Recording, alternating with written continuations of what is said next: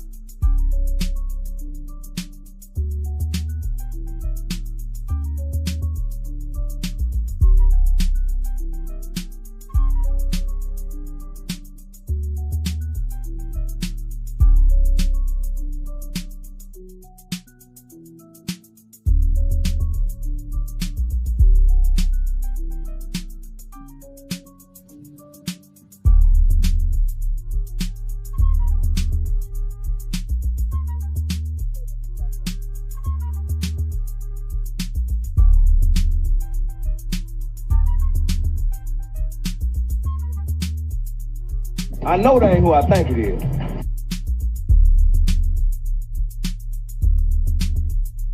In my mind.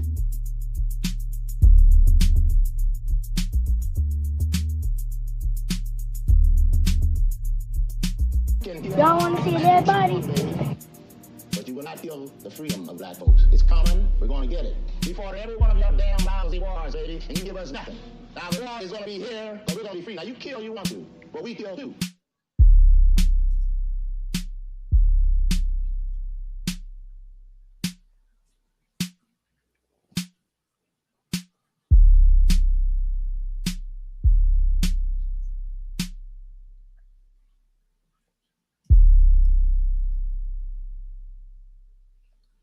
Good afternoon once again. I appreciate everybody who is going to be hanging out with us today.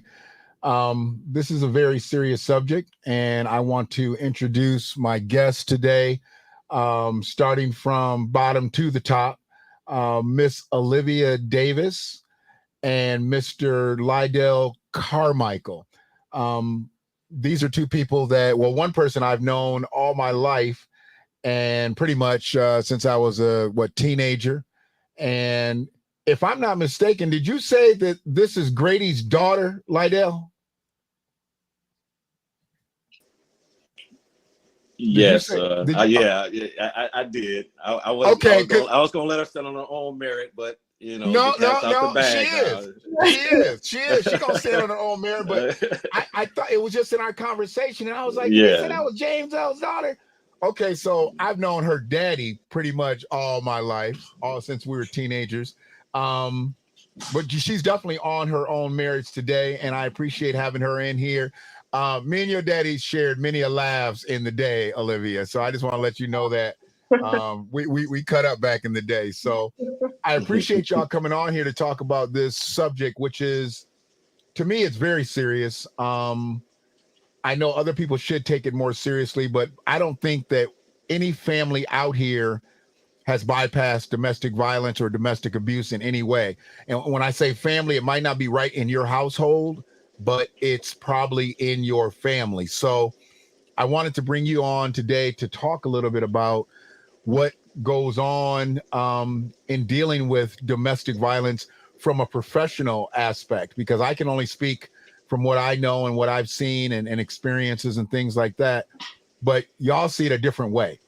And I definitely want to be able to bring it more to the forefront from a professional's perspective versus it just being an echo chamber with me speaking out and anybody that may jump into the chat. So first and foremost, do you see domestic violence in your careers? Do you see this more now or less now? And I know you're new to the field, or new work to the field, Olivia, but speak please from what you've seen from the domestic violence or domestic abuse realm in your experience. Ladies first, Lydell.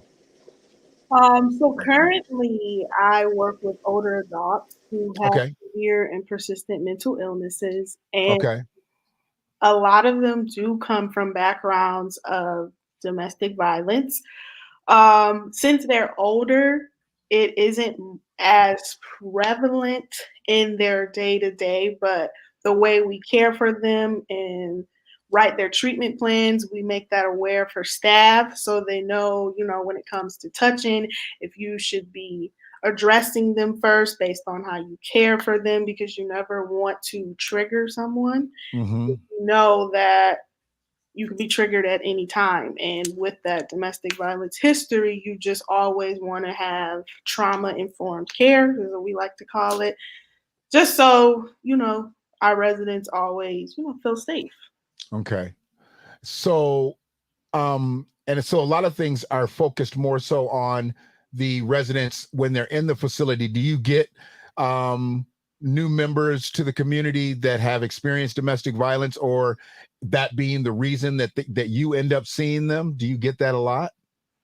Our main reason why we get residents is that they're unable to care for themselves based on their mental illness. But like I said, domestic violence is always, well, not always, but a lot of times attached to that, which may make another reason why it's hard for them to care for themselves on their own. Okay. And I'm just going to walk these questions down, like each type of abuse. What happens in the case where a family or a member comes in and they've experienced domestic abuse? What happens to, if they can maybe even identify the person or perpetrator?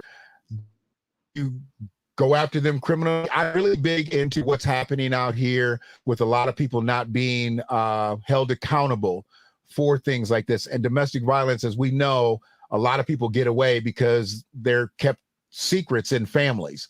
So when you experience that and you know that there's someone that's experienced, do you seek out a situation where you bring in law enforcement, or even just on a minimal, not allowing that particular member of the family to be able to come into the community to visit the member of the community? Now, what do you do to protect them from their predators, let's say? Well, a lot of times, from my experience, it depends on the person. Like at that time, the person may be coming in for help, but they're not in a place where they want to leave their abuser, or they're not in a place where they want to share who the abuser is.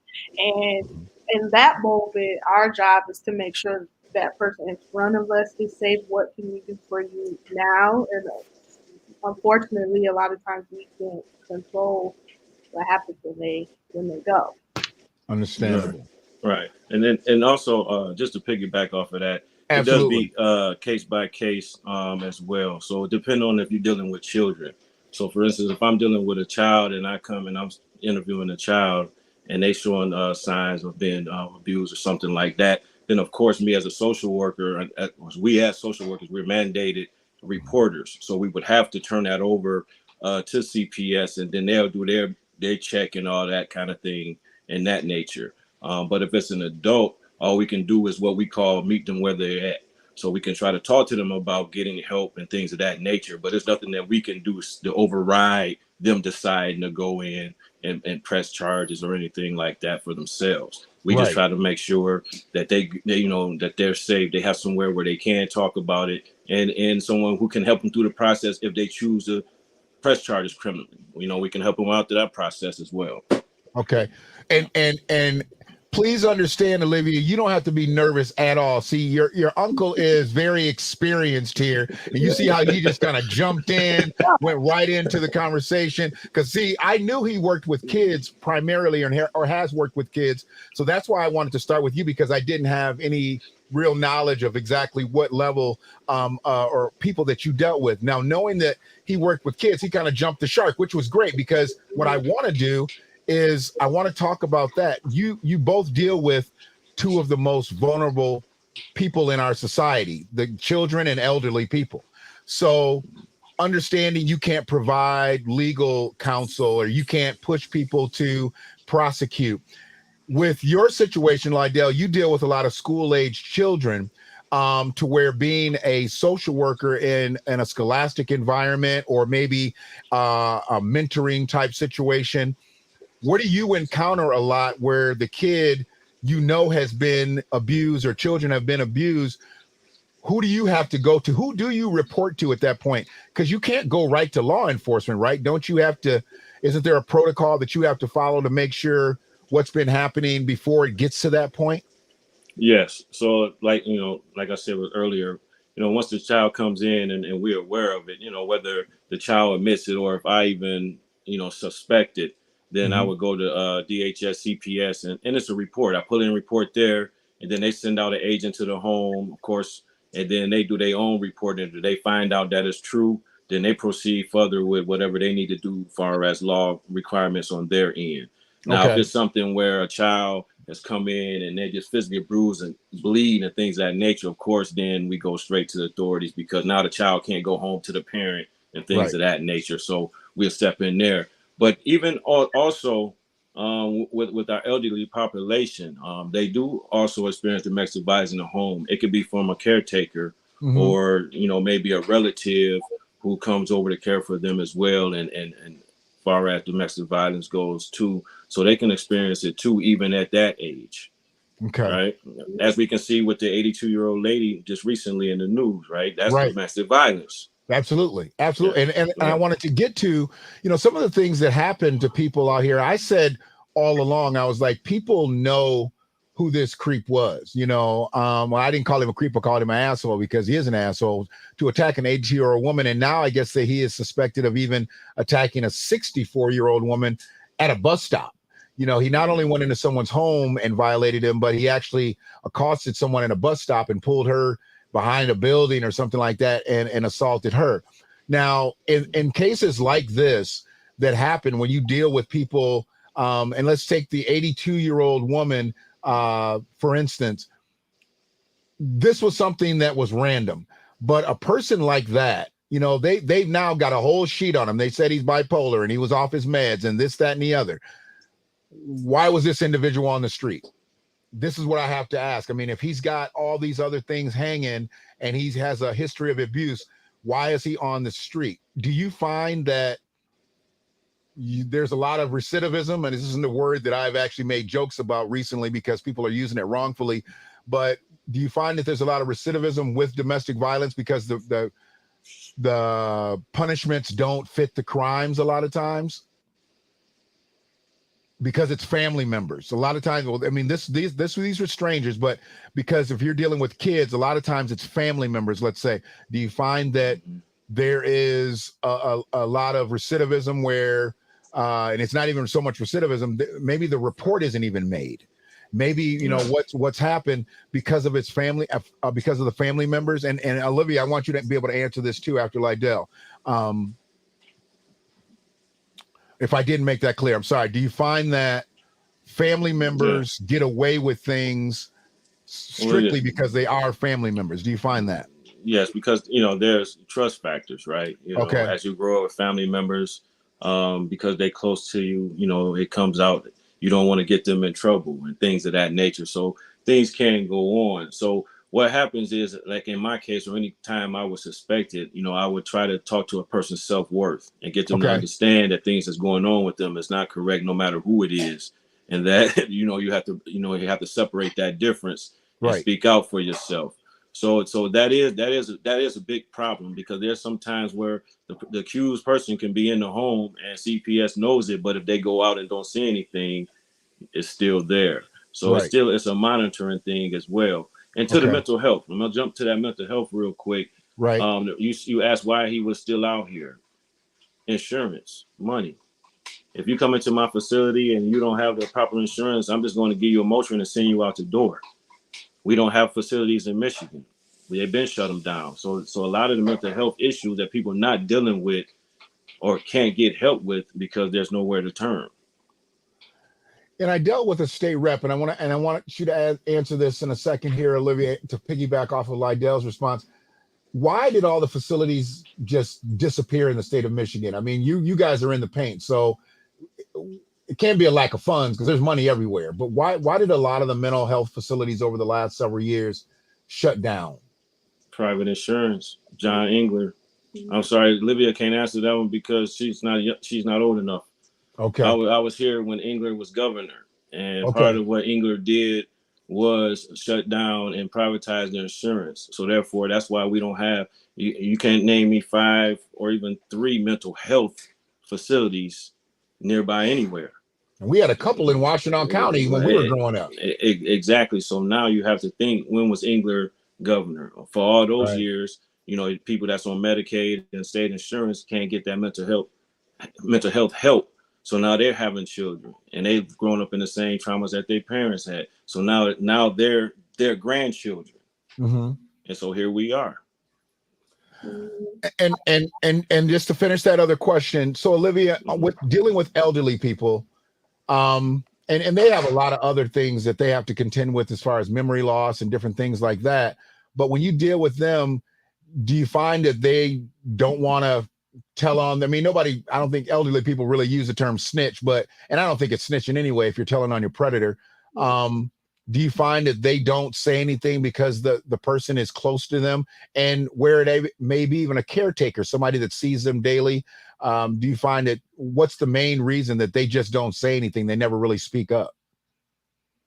First, I would like to say, like, we're taught at a young age that our predators are strangers, or, you know, like with the stranger danger, right? So you're never taught that the person who could hurt you is somebody who could be under your roof, somebody you're going to visit at your grandma's house, wherever.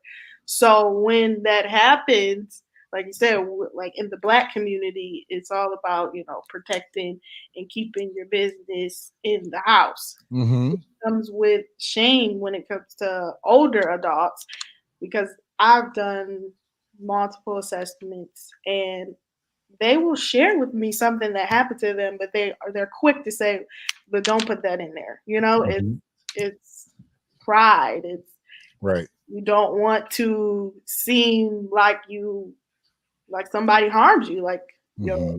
your armor was, attacked. So Mm-hmm. a lot of them just want to believe that they're okay. So if you don't cry or you don't dig deeper to them, it's like it's all right. It didn't happen. I'm good. I made it. And I know a lot of elderly people, they used to talk about praying things away, or they do whatever they can to try to forget it. And kids might not dig that deep as far as praying, but this is what happens a lot in our community.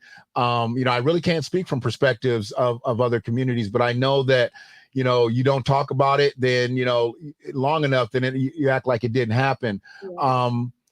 That brings on a different type of mental illness, because now you're pretending as if you were never preyed upon, and as if you were never attacked, as if you were never abused. Mm-hmm. So that's an issue, to where a physical attack can turn into mental attack, and I wanted to get into a little bit about that, because I think people that do attack people physically they're one kind of beast. But then the person that is predatory, and they work with someone's mental, I think that's actually more harmful physically, or than being physically, because now you're talking about how someone functions on a daily basis. Wounds heal, things that will happen to you physically will heal. And although they may bring on some type of mental anguish, I think mentally abusing someone, and that happens a lot in today's realm, like, dealing with social media. People are brutal on social media, and I've seen people go at people, but it doesn't even necessarily have to make it to social media. I mean, I've seen people do things to people via text message, or repeatedly calling people on the phone, or emailing, or whatever. The mental abuse there, is really dangerous. Do you deal with people that have gone through more mental than physical stuff on your end, Olivia? I would say so, yes. But in my case, the population I work with, they didn't really grow up with social media. Right. So it's different for them, mm-hmm. as far as the media pressure, but still they, I don't know, it's different. It's a different realm. And I knew your question would be a little bit shorter, but now dealing with you, Lydell, you deal with kids, and you see how these kids are, with different social media, and different things like that. They're definitely much more advanced digitally. What are you dealing with right now? I mean, I know that there's all these different platforms, and you see all these videos of kids doing different things. What are you dealing with as far as kids go with the mental stuff, not just the fighting? We've gone way past just physical fights. We know kids don't have hands like we used to back in the day. And I definitely want to acknowledge your brother. Your brother said, "What's up, bro?" Jermaine's in here. Okay, that's what's up. Yeah, and we'll answer his question in just a second. But what do you deal with on a daily basis, dealing with kids and having to deal with not only social media, but just digital stuff, because it's just as harmful, if not more, than the physical stuff? Well, what I deal with mostly is kids feeling not appropriate up to level. You have to understand right now in education, a lot of kids are not on grade level. Right. So what I mean by that is you can have a kid that's in the 5th grade, but they're reading at the 1st grade level. So if they're sitting in class and they can't by no way comprehend what's going on in class, then it becomes a bully issue. Then that's when the mental health started coming in, because they starting to understand and deal with situations within themselves. Right. Bored in class, so they get up and start fighting. And then it could be stuff at home too, because you have to understand a lot of them come from homes where they're either taking care of themselves or they're not being supported in the proper way. They Right. could be at home getting cussed out and everything. They come to school and they take that same energy. So it starts early. That's why the adults therapy, man. We need to start therapy early, but therapy costs money, and then you have to have good insurance to get the best therapist. So that's what we deal with, because everybody deal with mental health things and traumas in life, but we just don't Okay. we don't go to the avenue to get help.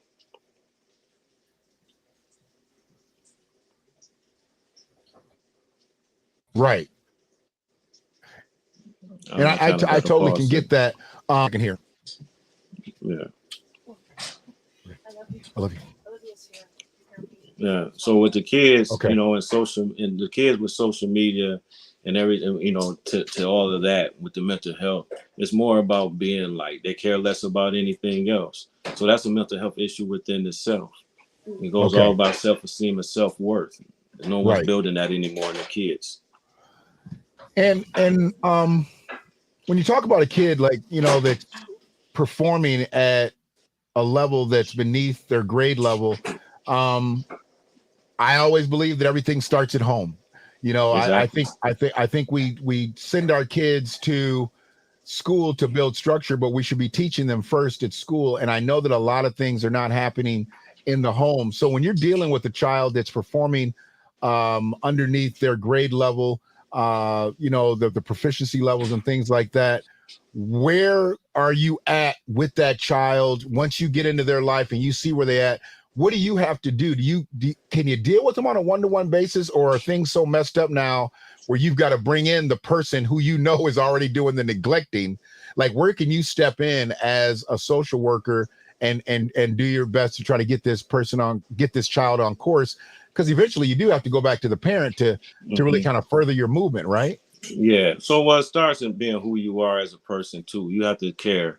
And so Okay. once the child understands that, and they have they start to build a rapport and a liking with you, then you can start to talk to them about certain things, and they will share certain things.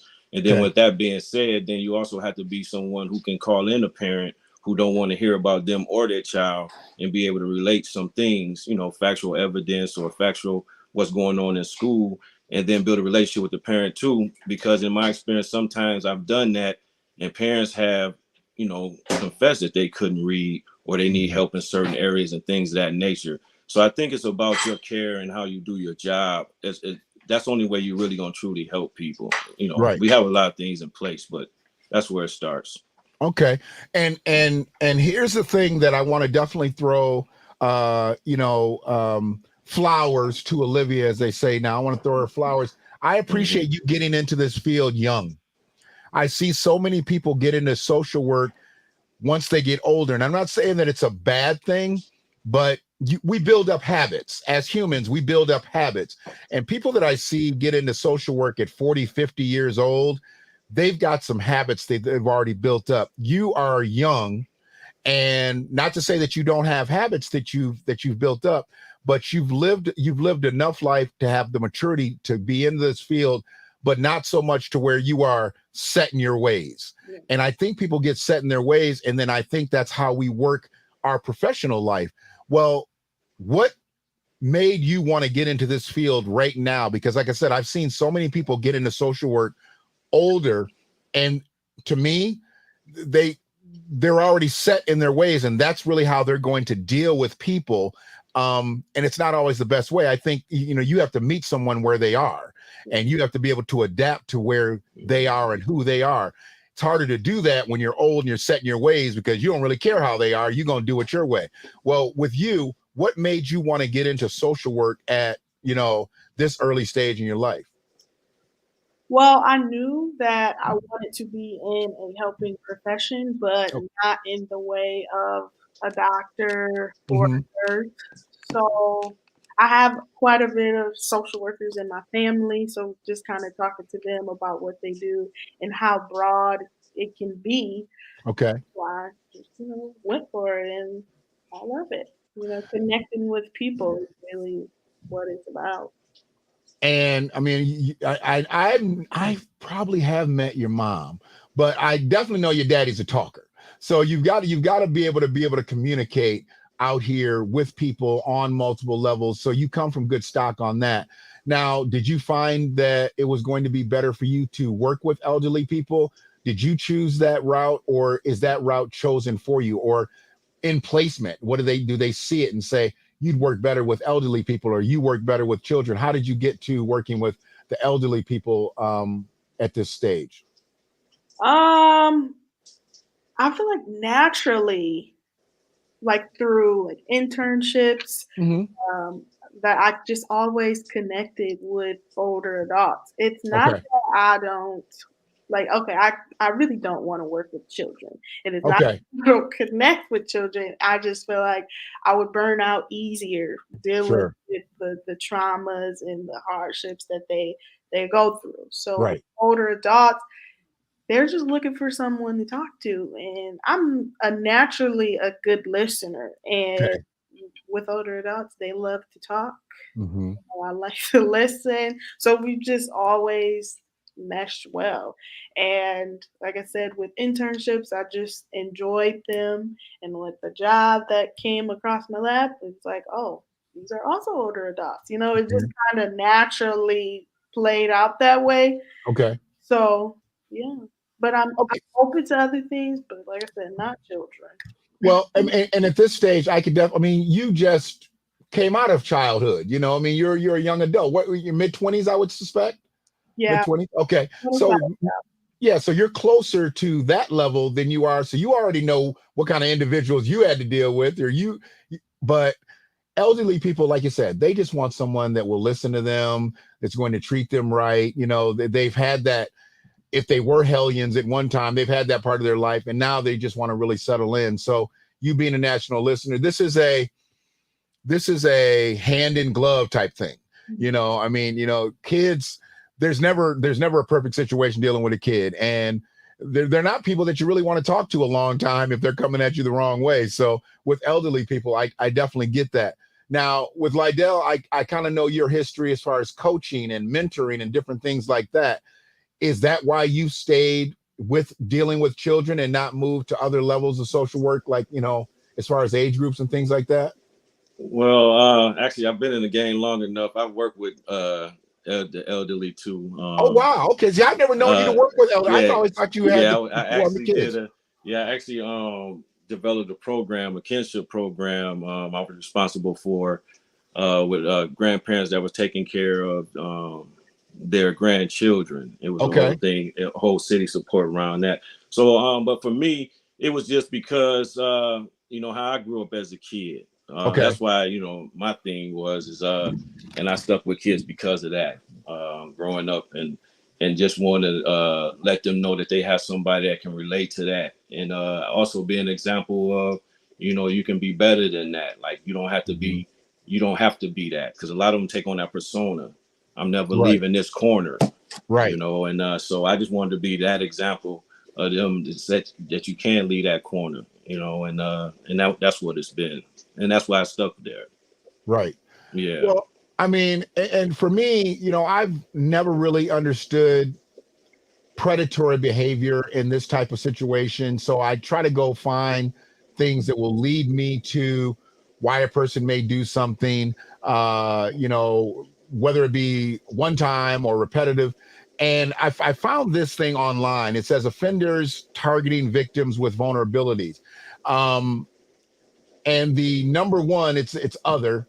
The top percentage was other. But if we look at what they found in the home, you know, dealing with family is where a lot of our victims are. And we've talked about that a little bit. Also, when a person has personal things going on, you know, I find people that are in relationships and that are in abusive relationships, and you never really hear about things going on with that relationship unless you see them out and they're happy. But other than that, the rest of the relationship is a secret. It's dark. Well, I find that those are the people that are generally dealing with domestic violence or domestic abuse on one end or another. I want to talk a little bit in a few minutes about men being abused, but I don't want to jump the shark on this. But substance abuse, you know, substance abuse, alcohol abuse, whatever. Do you find that is something that is still big that leads to domestic violence, or are people just gotten meaner over the years naturally? We used to find that, a person that drank a lot, they slapped their family around, or they did drugs and they did brutal things to their family. Is that still one of the main culprits that you see dealing with substances and things like that, to where our victims are, having to deal with a person that's preying on them? I would say absolutely. Okay. Because as we become more aware as a society, we realize that a lot of people are dealing with mental health issues.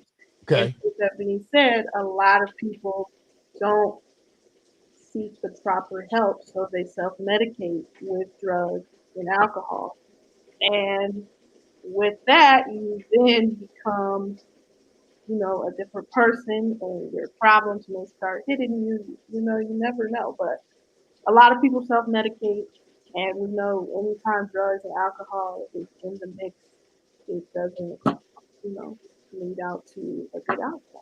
And this goes back to what Lydell said with the facilities, the lack of facilities, the lack of places for people to be able to get help, seek help. Maybe if some of these people who have the alcohol and substance abuse problems, if they could get help, they don't end up being predatory, to their family members or anybody else that they're in relationships with. And we've got somebody in the chat who is saluting y'all, and I appreciate Brother Larry. Yeah, so, and that goes, to that as well, far as, with the mental health and the substance abuse. See, if you come from a trauma background, all the drugs and alcohol is a mask of what you're trying to cope and what you've been coping with all your life. Mm-hmm. So if you're in a relationship with someone, or if you are in society and someone, just like Olivia spoke of earlier, triggers. If you haven't dealt with your traumas, anything can be a trigger for you. So if you're in a situation, even in a relationship, say you grew up all the time, and say your mom called you, whatever she may have called you, and it really hurt your feelings all your life, but you could never say nothing to your mom.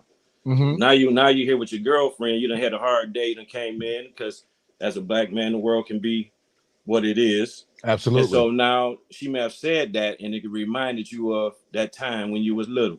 Mm-hmm. Now you done jumped up because you drunk and everything else. Now you done jumped on your lady. See, so it's all about understanding your traumas and dealing with them. That's why we have so many problems in relationships, right? In the home, like you say. Think about how many generations of people who have been abused in the home. No one is told. The abuser become the abuser, right? So that's why it's continue to go, because the abuser turns into the abuser. So the cycling of it a lot of times happens because things aren't addressed properly with the person who started the chain link of the abuse fence, really, or abuse chain, I guess I would say. And then if they're never addressed, and that person who was abused, it's never addressed with them, they tend to grow up and do the same thing. It's a repeated cycle. They become the abuser. So the thing is trying to get people to speak out for themselves and letting them know it's not okay. Because a person, if they always keep it undercover, and we've had that in our families. Oh, we can't tell about uncle, that's uncle, we know he had alcoholic. He didn't really mean it. He was just drunk that night. Right. But you done just experienced that trauma, that mental trauma that you got to grow up with the rest of your life. Right. So that's how we get into that. That's turning the corner for us, and we've been in here about almost 40 minutes, so we can take the gloves off a little bit. That's a problem. The hiding the family member who is the predator. Yeah. Who is victimizing, ridiculous amount of people in your family. We just dealt with a situation, and I don't want to dig off too deep into it, but I know that there is a young girl who was missing for months. And then all of a sudden, they found her. And I guess, it turns out she was with family members, but she had ran away from home. Mm-hmm. And it's been alleged that her father is the predator of the family and has basically sexually abused every female in the family. This is what is known publicly now. So, but nobody has said anything. He has victimized his sisters, he has victimized cousins, and he worked his way all the way to his children. Well, it took this young girl who ran away from home to make this an issue. Mm-hmm. And then now you've got all these people who are now adults and have had children coming forth saying that they were abused by this same individual. Yep. And I'm thinking if he had been addressed one way or another, and I'm gonna go ahead and put Tremaine's comment up here, but if he had been addressed at some point, maybe early in life, at least to the point where it might have been able to be, he'd have been talked to or dealt with in some way, maybe there wouldn't have been scores of women in his family who have been abused. I mean, we're talking double digits, okay? And nobody has brought this person to justice. Nobody's even sat him in front of anybody and said, he has been abusive to all these people. There's been rumors of pregnancies, and there's been, there's all type, but this is just one individual, and nobody has said anything. At some point, somebody's got to be held responsible. Is his parents responsible? Are the people that are allowing other victims to happen in this family, who actually, besides the predator, who is responsible for saying something at this point? Because eventually the parents have passed on. Now, what do you do? Whose responsibility is it to blow the whistle on this clown, who's terrorizing people in the family? Any adult that knows, because okay. For me, like I said earlier, a lot of times we're not taught that the predator is someone close to us. So if we're not taught that the predator is close to us, then the person who is preying on us can say certain things to make us keep it hidden. Like, it's okay, don't mention this, this is our little secret. This is someone you trust. So you start to think like, okay, maybe, so when you're constantly hearing the stranger danger, and the person harming you is right here telling you it's okay, then things get messy, right? Right. But also, for it to have happened to multiple women in their family, you have to think someone knew and someone is still protected. And then when you find that out, it's just the constant distrust with society, how people don't believe women. So if you know they're not going to believe you, or if you said something, or you noticed an adult noticed, something off, and they didn't even say anything, it's like, okay, what do is this really a problem? Is it really happening? They didn't say nothing. I know they've seen that. I've mentioned something. They still haven't stepped up. So you just kind of continue to go under the wayside. It continues to affect the family members, generations, because a lot of people have let you down when you thought they were going to come to rescue you. And I think, and that's a good issue that you brought up, because that's what happens when you start as a child. So if you're a woman being abused by a man as a child and people kept sweeping it under the rug, then when you become a grown, and that's how domestic violence become prevalent in your relationship. Because now, who do you turn to? Who you gonna tell? You don't want to tell your girlfriend or your, whatever, because they may like, oh, he a good man, just keep him, or whatever it may be. And so since you've grown up with that trauma you haven't dealt with as a child, as an adult woman, now you still dealing with the same situation. Oh, that man, he all right, he loved me. It's the same. It's just the same thing in adulthood, and now it gets physical because now your mate can put their hands on them. Right. So, and I want to look at this remark that Frida put up. It says that each, at this point, each and every one of them are responsible. And this is what I felt. When I just started learning about the case, I tried to give them a little bit, because I can't speak from the perspective of a person that was sexually abused. And I was really walking on eggshells when I said it. But the only way I felt that this was going to be garnered attention, and I know that some people who are going to look at this that are not Black are going to feel like, I'm, being slightly throwing shade, but we are not given the proper respect when it comes to domestic violence, sexual violence, anything like this. We know, as social workers, I know just being in the community, and I felt that they had pretty much let this rest and not bring it out to the forefront right here in this county Once the girl came up missing, they had put one of the 1-800 speak up, whatever things out, but you never heard anything about it. This girl actually has not been in school for 5 years. So I find the Ann Arbor public school system culpable first. How do you have a child who is in school, enrolled, and then all of a sudden they just drop out of sight? You ain't got no death certificate. You haven't got a request for a transcript so they can change school systems. 10 days. Do you let this, come on, man. 10 days. You're supposed to be at that house. So now you're right, because that as a school social worker, that's my responsibility. I monitor absences too.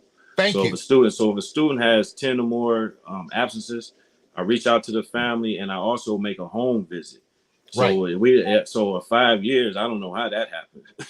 Let me explain something to you. So it wrapped around COVID. So COVID got messed up. So people start doing the what do you call it? The online school, right? Yeah. But she wasn't doing her work. She didn't even have the school computer. Why? Because she hadn't been in school prior to. So you had to be enrolled. So how come counselors, principals, teachers, how'd they not let this girl be seen in the school building? And then when she's supposed to be enrolled in online school, you ain't getting no work turned in from her. I found that AAPS was more culpable than anything. So I hold them responsible. Then you don't go to the parents' house, or you don't call the people. You go to the house. You go see that child.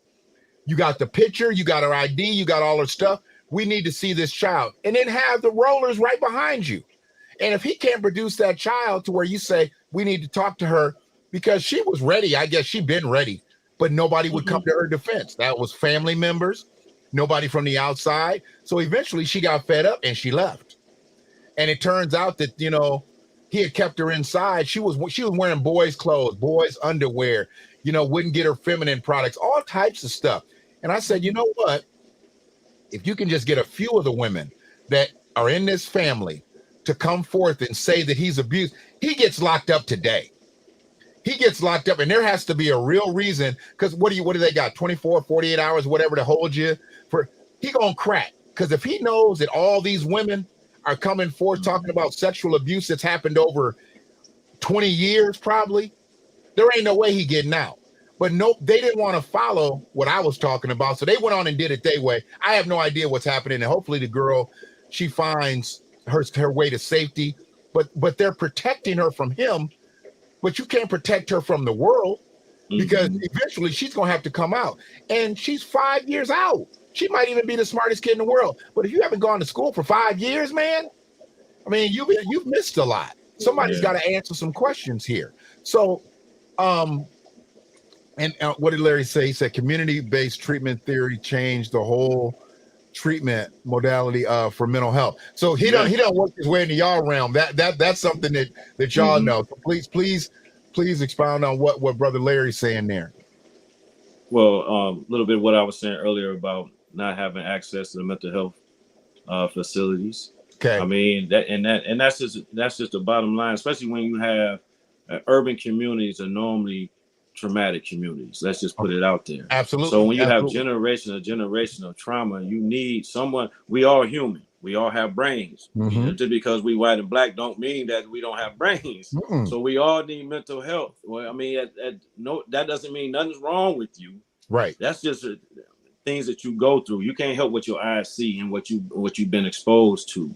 Right. And that's the things that we have to stop feeling guilty and stop making the family be judged by keeping people out of our business. And one thing that made curious for me, what are we hiding from? We don't have nothing. Who in our business? Like, who gonna come in and take this house that we don't put on the egg crates? Right. Like what are we hiding, bro? Like who are we hiding from? Like damn, who judging us? We already here, right? That's that slave mind. That's that slave mind. We talk about a lot of these things. we dealing with a lot of histories way back from, well before we got here, that keeps stuff inside. That came from Black folks couldn't talk to nobody else. They didn't have nobody else to talk to, so they kept everything inside. And even when it's time to make sure that somebody from the outside knows something, so something positive can happen, we still don't do it. We still keep it inside. We have trauma, And what I know now, I mean, I literally have people in my family looking at each other, and here this old motherfucker done abused this young girl over here for years, and you didn't even know it. You're getting together for Christmas, you're getting together for Thanksgiving, you're getting together for Easter right here. Come on, man. And they hid this man or hid the woman and these little boys. I mean, what are we hiding this stuff from? This is how we don't get cured. This is how we don't make it out mentally. We get 18, we get 21, we get out in this world. But if we don't get right mentally, by the time we do make it to 18, by the time we do make it to 21, we a mess. We a mess because we've never been diagnosed properly and been given the proper treatment or for whatever could do to make us whole again. Yeah. And a lot of Black families tie social workers solely to CPS. Like they think social workers' main job is to come take your so when you think that, you like, I don't trust them. I don't trust whatever you connect to abuse, social work, whatever. Like, no, because all they're gonna do is take my kids. Right. That's far from the truth. Like the last thing people want to do is take you from your kids. But that's what has to happen. It will happen. But all social workers don't work for CPS. All social workers are not coming to take your kids. So if you believe that, that's just more reason to say business at home. What's ironic about that is now they keeping kids in the home with certain levels of known abuse because it's just so much. It's amazing how we went from you gonna come take my kid. No, we like, well, hold on, you sure, kid, again that you got punched? You sure you got punched? Are you sure about a dog there? You sure you got punched?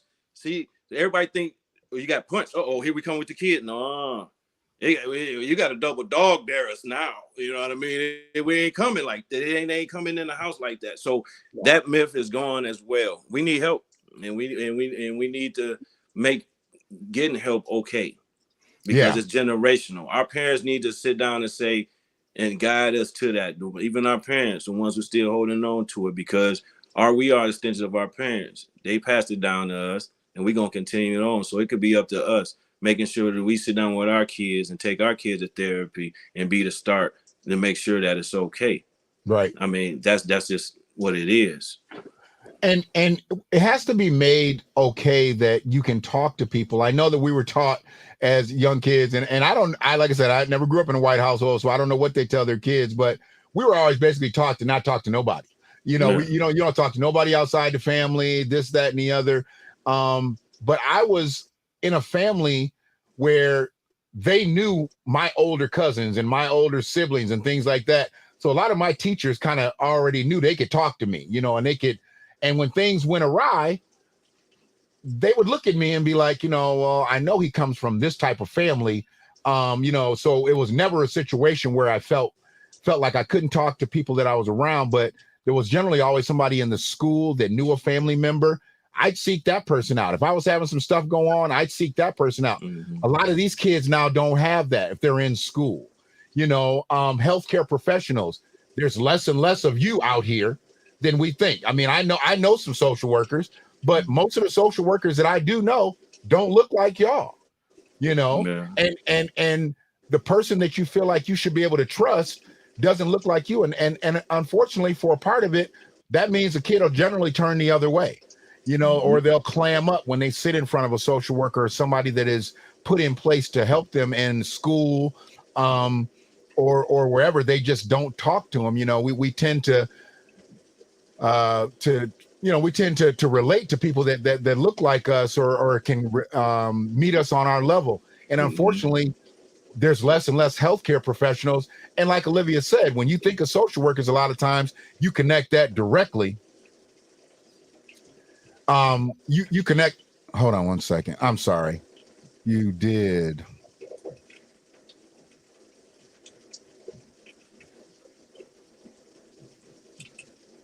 Excuse me. I'm doing three things at one time.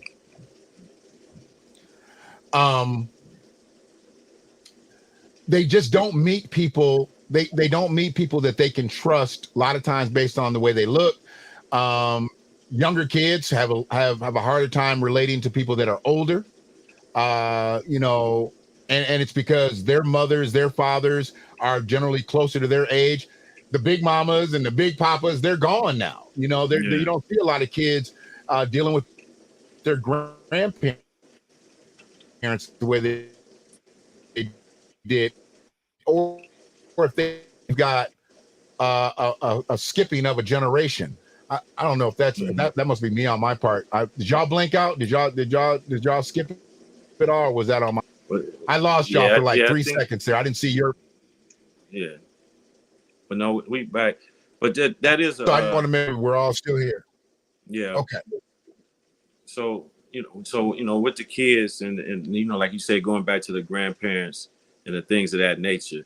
All that stuff is very important. But the thing that we also won't do is even with the grandparents, they won't even start you off when you're younger and talk about trauma. You see what I'm saying? Like even when we go to our grandparents' house, it's always, oh, we the grandkids and everybody having a good time. You know, they'll tell you about what they know you're doing out in the street and all that kind of stuff. But they don't sit down and talk to you about trying to break those generational curses and traumas too. So that's what I'm saying is it had to come to a point where everybody is not afraid to say this one went on in our family and it needs to stop. Right. Because if not, everybody's still gonna grow up mad and bitter, and it's gonna continue to go on. That's and this is go ahead, Olivia. At one point, when you realize that your family is not going to take accountability for what's going on, then you have to separate yourself and say, well, I'm going to take accountability for myself and for in whatever form that looks like. Because a lot of times in our Black families, everybody not going to get help. Like it might be you. Like, and at the end of the day, you're going to have to accept that the trauma stops with you and the family that you create. You can't save everybody. You can only save so much, lay out the resources, and let them make their decisions from there. So I always like to speak from personal experiences because I don't have to worry about mirroring anybody or having somebody think that I was speaking about them. So in my life, I never felt like I dealt with any type of domestic violence. But with full transparency, I am a convicted child abuser, 4th degree misdemeanor. Hey, I whooped my kid's ass. Let me just be honest with you. And it was all brought on and instigated by my ex-wife. Now, I take full responsibility for what I did because she was out of pocket. And what she had did and put me in a position that she put me in, okay, it happened. But even the judge, when I was sentenced, he was like, "You're not an abuser, Mr. McFall." And I mean, I had already come to that conclusion. I knew I wasn't an abuser. I think I whooped my kid 3 times in 16 years, whatever it was. Probably far less than she should have gotten it. But the main thing was me being called an abuser did something to me. Being called a child abuser did something to me. And to this day, I mean, as I work with, dealing with expungement now, I want my name back for one thing, because I knew that I was never an abuser. And I've been around too many kids and I've had too many people put their kids in front of me who've known my character. It did something to me to where it heightened my antennas up for kids who are abused. I also felt like after my marriage was over, and I'm looking at something, I got another screen here, talking about domestic abuse and domestic violence, it's not always physical. A lot of times it's mental. There is something here, and it's called technological abuse. And I felt like I went through that because I didn't catch it verbally. Lydell, you know me, I'm slick with my tongue. So most people aren't going to mess with me that way. But I was abused on a technological aspect. My ex-wife, she didn't clone. She made phone numbers up to make me think that I was talking to my kids. And I was texting back and forth because I was estranged from my children. And she used technology against me. And I never thought that I could fall for something like this. After thinking about it for a while, I'm like, how did y'all? But I went months thinking I'm actually having a dialogue with my daughter, who I am separated from, and I am sentenced to where I can't have any contact with. So I'm thinking I'm building a rapport back with her. The whole time it was my ex-wife. Mm-hmm. And she abused me on a technological. These are things that I just read this week and trying to prepare for this. Do you find that people receive abuse from a third party or third party type situation? Is that on your level? It might not be, because we talked about social media and different things like that. It might not happen so much with elderly people, but you definitely are free to chime in on this if you've experienced it, Olivia. But do you find that that happens a lot, to where the technology that's out here is the actual predator, and well, the person behind it is the predator, but they're using technology to be abusive? Is that more prevalent out here now? Yeah, social media is the number one predator right now for anyone who uses technology. Like, it's amazing how social media has came in and affected everyone's mental health. Like, kids these days don't even have social skills because of social media. You're always on your phone. You can't even sit in front of someone and have a conversation with them without them using their phone. We don't know who they're talking to on that phone, and a lot of times they're not talking to somebody real. It's so easy to be somebody else on social media. So, yeah. Yeah, and well, being in a school, man, that's every day, right? It's a fight. I mean, I learned, actually, it's funny thing is, because social media actually is how we get information even inside the school. Hey, everybody have a videotape of the fight, or the fight came because someone was on Instagram last night putting somebody's name in their mouth, and now we fighting at school. So a lot of that stuff now, the social media makes it easier. See, easier. See, when we was growing up, if you see somebody on Monday and y'all get into it, you had to wait all night. Not unless you went to his hood or something like that. You couldn't really antagonize it all night. Everybody Everybody wasn't in your ear all night talking about, "Ooh, you got your ass whooped. Ooh, you got your ass whooped." See, now everybody all day, 1,000 posts. And they done got a group chat with you just with the fight getting beat up. So you got that all night. Everybody posting, boom, boom, boom, boom. So now you wake up the next day, as soon as you see that person, there is no conflict resolution, right? Because this is in your psyche. Now you don't call the case. Yeah, now here we go. See, right. And so that's how technology, like you're saying, that's how they getting us now, man. It don't even have to be dope no more. No. It's letting you argue over Facebook or Instagram or something like that, and it could be like, "Oh, your page only got 15 likes. I got 30, and here we are. Y'all done shot each other because he arguing over who got 15 more likes." The smartphone that's the reality. That's the new brick. The smartphone. It's the new brick, and it depends on what you're looking for out of it. I mean, are you one of these people that gets in? I hear about a lot of group texts. We got a teenager in the house, and she talks about all these different groups that they're in. Yeah. Most of the beefs that they have start in these groups. I was like, you do realize that person, like people in that group, they may not add people to the group, but they're screenshotting y'all texts and sending them somewhere else. Yeah. You start in the group, y'all innocently group texting in your group. That's supposed to be your niche. Soon as you get to the game, some other heifer mad at you because somebody done screenshotted something outside the group. That's why you have the group. You keep people outside. That's why you have the group. But that person that sent that text outside the group, now you got to excommunicate them from the group. You got to don't. There's no beefing, no fight. You can't give them the information, because if you give them the information, now they're not trustworthy with the information. And there's a trust level that you have to have on your level dealing with your clients, and they become your family members and whatnot. What happens when all of this breaks open into this digital stuff? There's no trust. There's absolutely, all you got to do is hit forward and send that there and send that there. It's not like telling a secret back in the day, because all you got to do is either screenshot or you forward it. And if you send it to somebody else, what makes you think they're not going to send it to somebody else? And it just starts this cycle. They send locations now. They send your location. They don't even do that. They would send to someone else your location where you are, so they can be there. And so and that's all goes back to our mental health, man, and getting help and understanding our value and our worth. It's all mental health. So all abuse, whether it's physical, it all started off mental. because before I put my hands on you, I'm gonna talk about you, which is gonna lead to me putting my hands on you. Or so everything starts off. Think about it. Yeah, you know. So everything's gonna start off to me talking about you, calling you names. It's all gonna be emotional first. You know, manipulating you emotionally. And then if I can't get that out of you and then things of that nature, then here comes the physical part. But then here goes the manipulation. We grow up being manipulated by our families to keep the trauma and keep everything on the low. So that's part of who you are. That's the manipulation. People say why people stay. They're used to manipulation. That's how they live. They live in the manipulation. Right. Right. And the manipulated learn how to become manipulators. Yeah. You know, I mean, it's a survival skill. Church.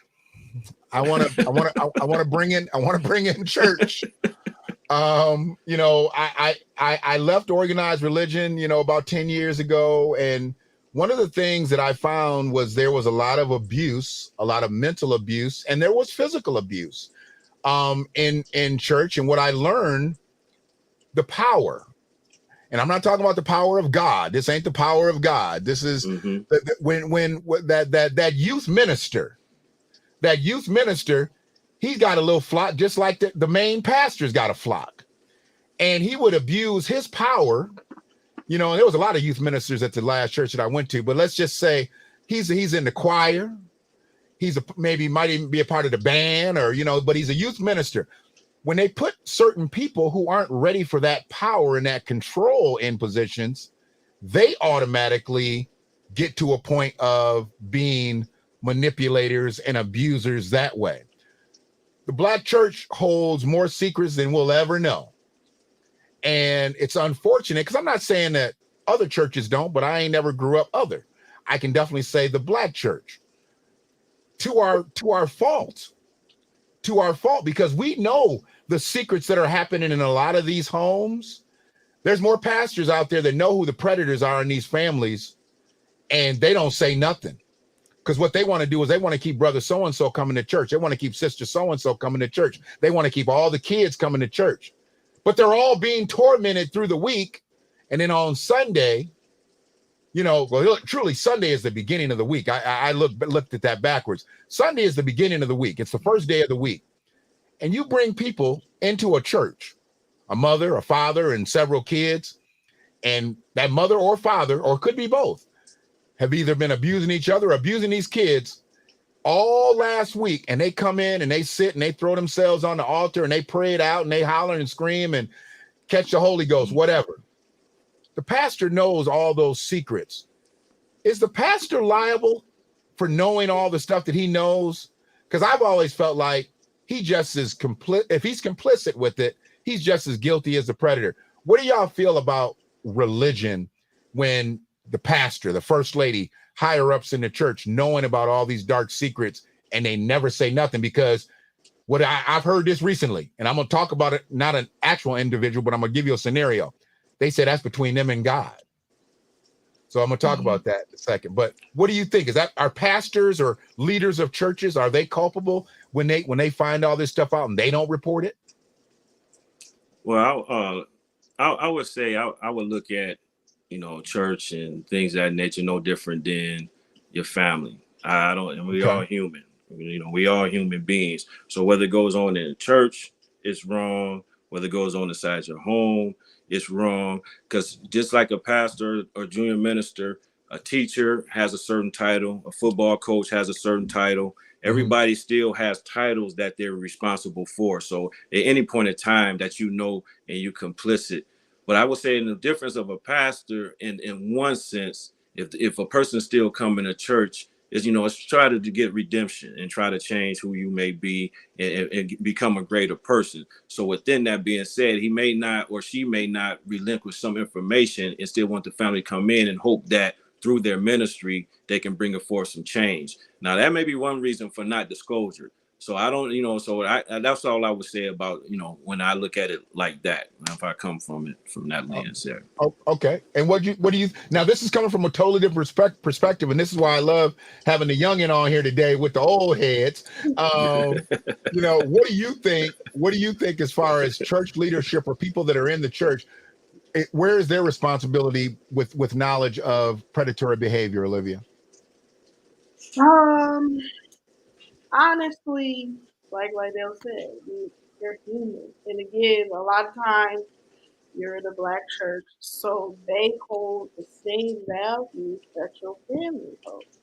Like keeping it in, trying to figure it out inside without ripping the family apart. Because everybody, like I said, black people's main thing is how they gonna take the kids, are we gonna split up? So I just think it's the same thing. Like you look at the household and the church as the same. Keep that in the house. Like, and I feel like if a pastor was to disclose information to, I don't know, authorities or whatever based on what you tell them, I think that person would have felt like judged. Like he's my pastor and you telling me you wasn't doing this and this and that. It's just like at the end of the day, where do you draw the line? Where do you draw the line on when something needs to be said? But Yeah. Okay. And you got to also remember that the trauma people also them church members. We got to remember that the people who've been manipulated through in these households, all they doing is all meeting up at the church. So they still the same people. They just the members of the church. Right. And I mean, the edifice doesn't change the spirit. And that's unfortunate that people still believe that. Just because I'm in this church, the wickedness that happens to me outside doesn't stop at that door. I'm still feeling that in here. And I understand people feeling the conviction of the Lord and the movement of the Lord and all that stuff. Well, to me, at that point, if that's all goodness that's coming into my heart about the Lord, I want to get that wickedness out. I don't want to be conflicted. I don't want to have the wickedness in me and the goodness of the Lord. So why aren't people trying to pull that out more so? Because you can't, look, I don't care how good the Lord is. If you've got that level of wickedness in you based on your trauma, you're not going to pray that out. You're not going to holler and scream that out. You're not going to Holy Ghost that out. Soon as you get done and the benediction happens or whatever they do at the end of the church, y'all go to Ram's Horn or Golden Corral or, wherever, Old Country Buffet. You done forgot about all that stuff that happened in church. Because in a few minutes, you're going to be back in that same house and you possibly going to be at the hands or in the sights of your predator again. So what happens, all those hours that you spend in the goodness and in the house of the Lord and in the people and this and that and the other, but you got to still go back to that house where you received that abuse. So why aren't church people, because the way I find it, I don't think they look, why aren't church people more in tune with trying to get that wickedness out of you versus covering it up with the goodness of the Lord? Let's get the badness of the devil out and then fill that person up with the goodness of the Lord. How many times have we seen a young lady walk in with 4 or 5 kids? She by herself. She looking for a new church home. She outcast. She this, she that. What is she coming from? She's coming from a bad situation. First thing they do is they want to make her a member of the church. No, why don't you find out her background? Find out how her trauma. Find out why she got a whole bunch of kids and ain't no man around. These aren't immaculate conceptions. I mean, find out why she's where she's at first before you start dumping all this stuff into her. Because, you can give her the goodness of this church, but she still got to go back out into the wickedness of the world.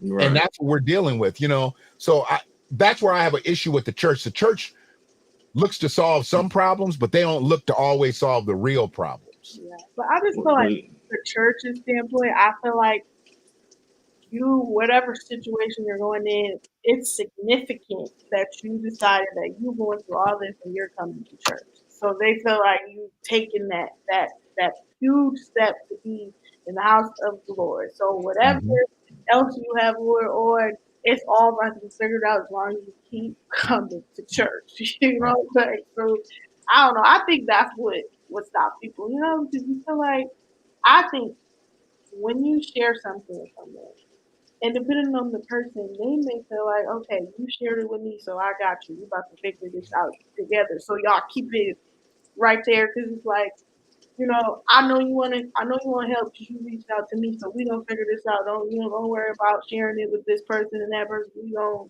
get this together because you took that big step and you shared it with somebody.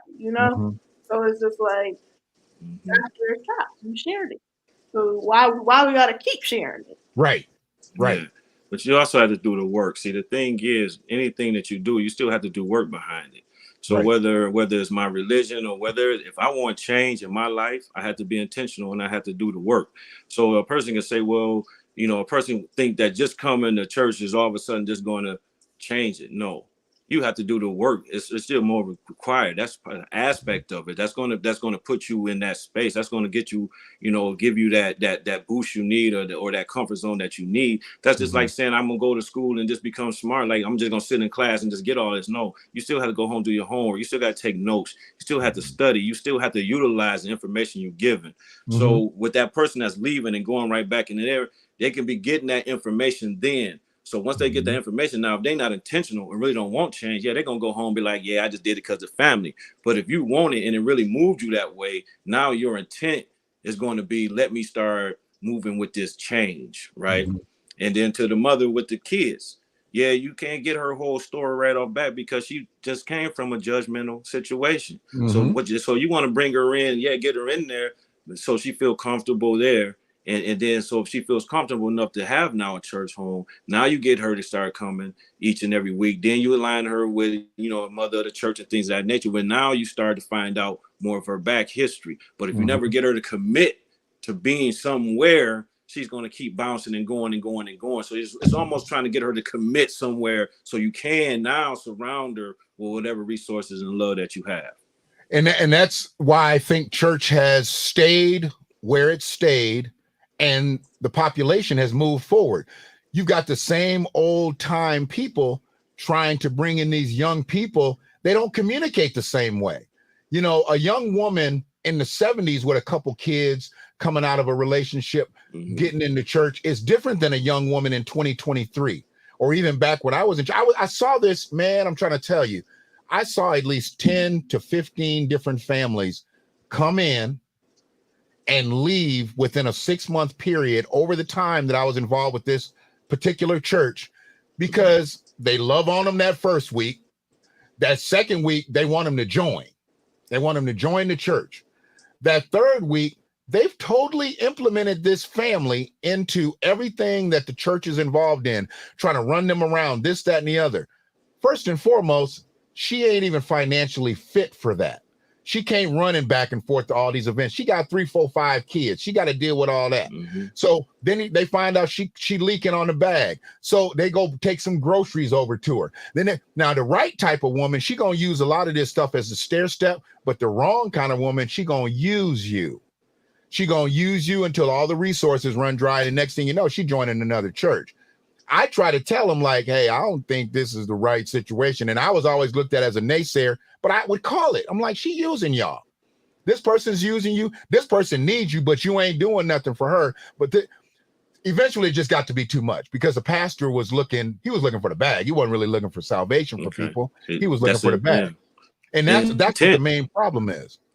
The intent, see, it's always got to be what your intent is, right? So that pastor looking for the bag, so his intent is not necessarily helping in a way another pastor would have the intent on really bringing in and helping everybody, right? So it's intent.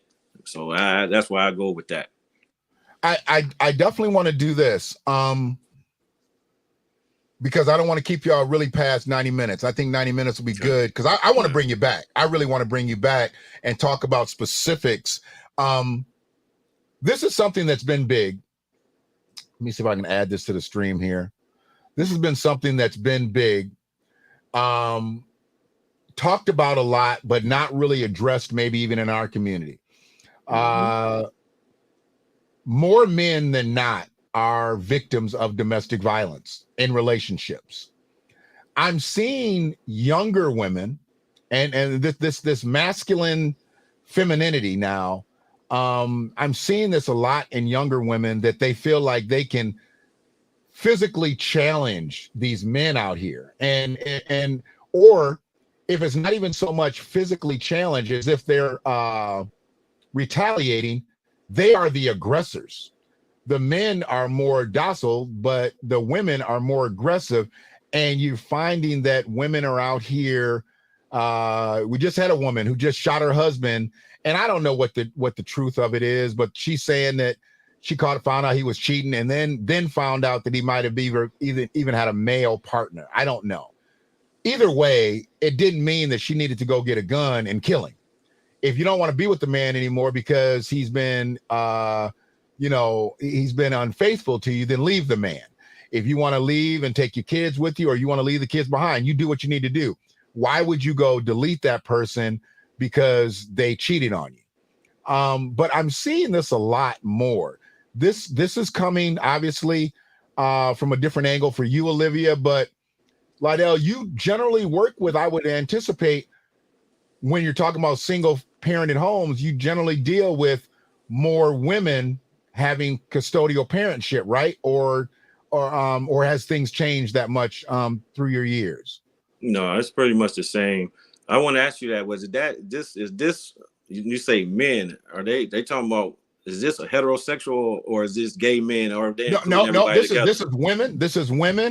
this is women causing violence against men in relationships. Right. That's what I'm saying. They could be bisexual men. They can also, that's what I'm saying. Relationship can be, nowadays. Oh yeah.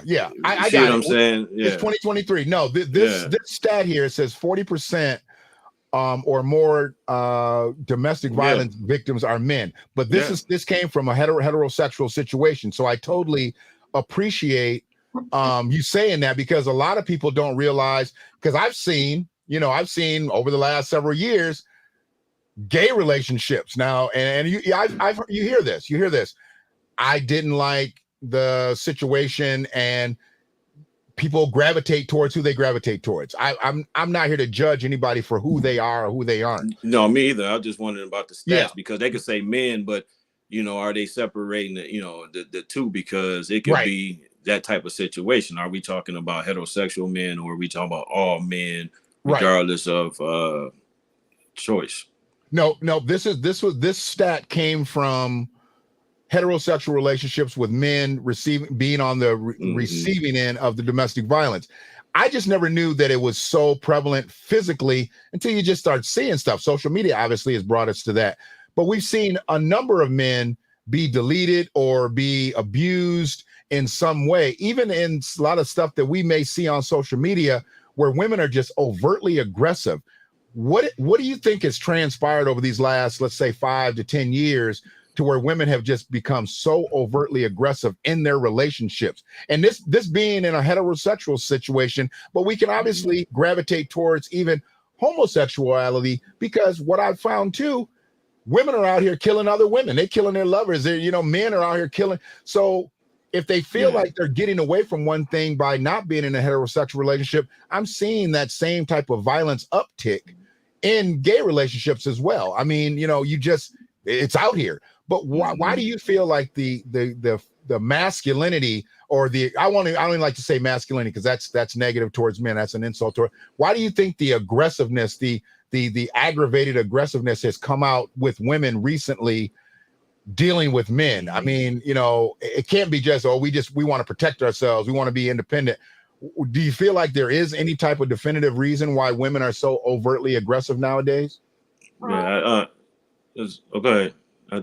I think social media plays a role in the younger generation and the women against men violence in relationships, because on social media it's acceptable to see a woman making a status or a video or whatever about how she had to put her man in her place and check her man. Like, when a woman hits a man, it's like, okay, he deserved that, because what he do to get you there, But if a man hits a woman, it's like, oh, he's an abuser, leave him, don't do that. But like I said, it's more accepted, because it's like, just again, in the social media world, women are tired of men.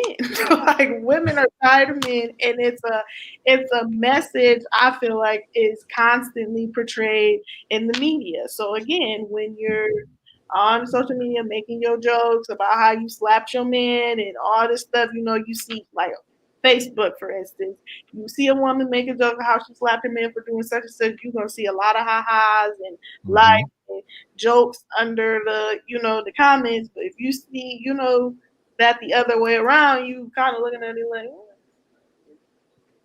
so it's like women are in this, I just think personally, women are in this place where they're just like, it's me, in the media, it's like women are dominating in every realm. Not to say like this gives them the right to be abusers, but it's like it's not looked at like that. That women are looked at as like they getting their stuff in order, Do you feel like there's an agenda to, because I feel like there has been an agenda over the last several years to minimize men and our worth out here? Do you feel like that has something to do with it? About the, that we're not worth what we once were to women, or to the world even, do you feel like that has anything? I want you to answer that, Olivia, because I want Lydell to chime in with where we were just with that answer. I mean, I'm gonna say kinda, and only because women are now really trying to stand on who they are. They're trying to have their voices heard. That doesn't mean that has to diminish the men. That doesn't mean men have to be pushed to the back. And I just feel like because that's where we're at, that's the narrative that they're trying to paint. That women don't, or men just need to step aside and let women have their time or whatever. Women know their worth. We don't really care about men knowing their worth, But it's just women are obviously, I just feel like they're just so at the forefront right now that it makes it seem like that. And, some people may feel like that. And honestly, I feel like the message of we don't need men how we used to has been a thing. Becoming even more prevalent because like female rappers, female rappers didn't used to, the messages that are, just constantly coming at you. It's just like, okay. But like, if we really want to, move together, obviously we got to say, okay, look, I'm doing me, I'm shining, but that doesn't mean you can't know your self-worth. I just need you to also, see me and I can see you type thing. But I like that answer. And that's going to be for another cast. Cause the reason that I wanted to bring that out now, cause I just feel like that happens more so in our community than it does any other. I've said this several times. I know Olivia's gonna be like, why does he keep saying the same thing? I ain't never been white before, so I can't speak from a white perspective, but I know that this happens more in our culture, people that look like us, let's just say, than it does on the other side.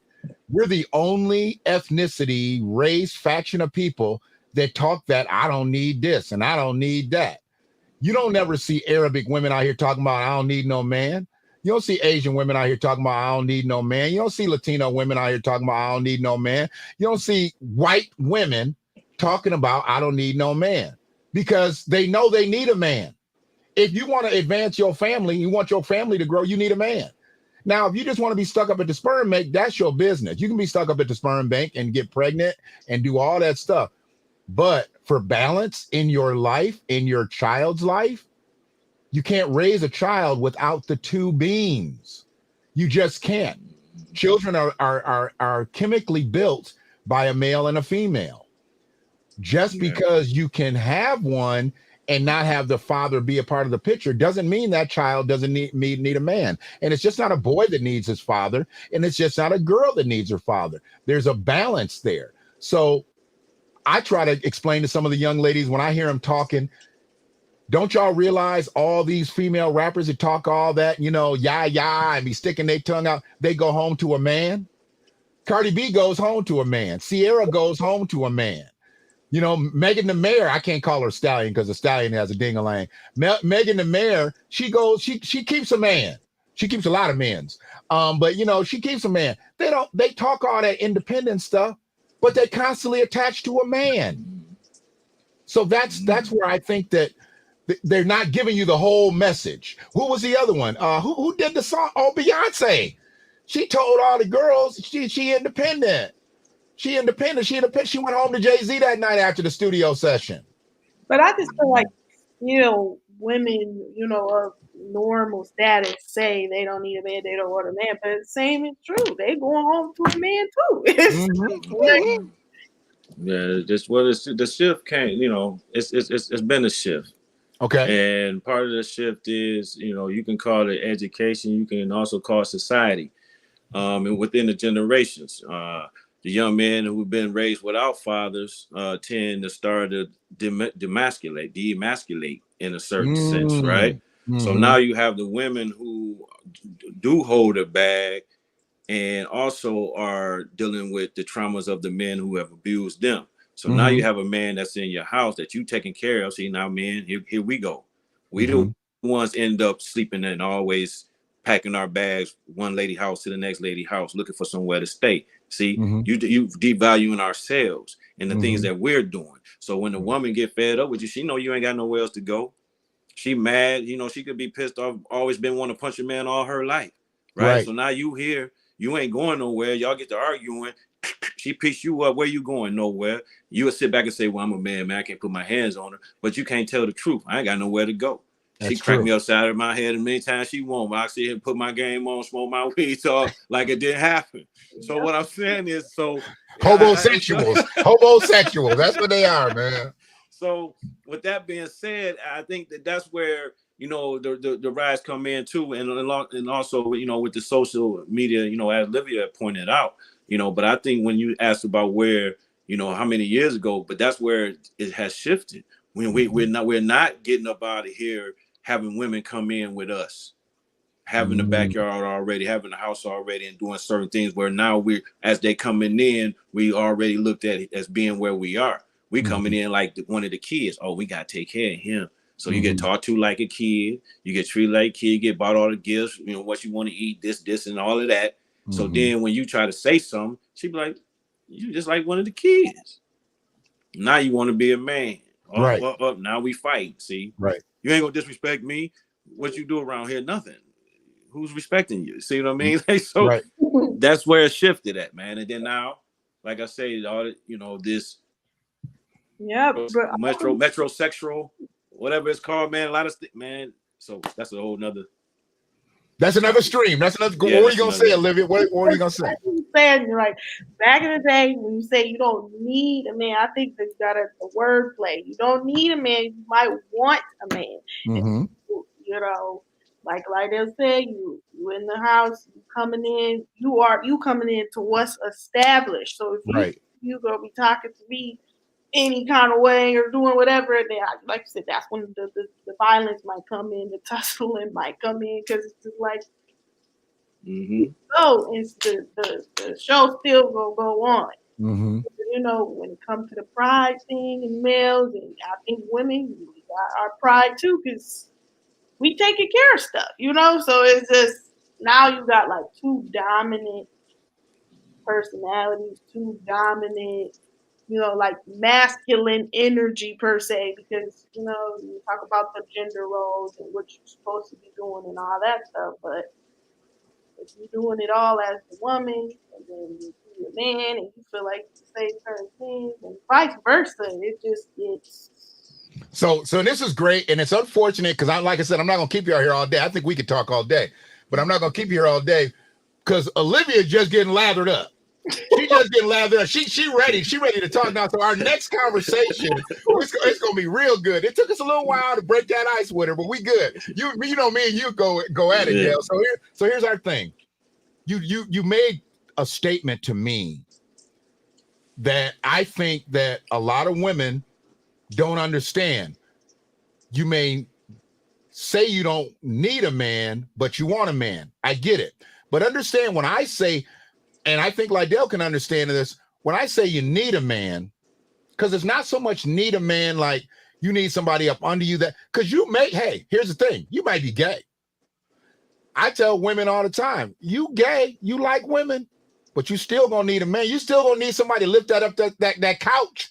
You still gonna need some. I was like, and that tends to come from a strength level. A dolly ain't gonna do it for you every time. Has the bag, I'm asking you, Olivia, has the bag ruined women's awareness of how much they can appreciate? Let's say not need, appreciate men.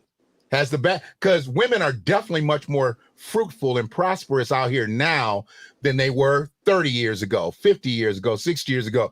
Do you think the money has made women feel like, oh, I don't need this, solely the money, nothing else, just solely the money?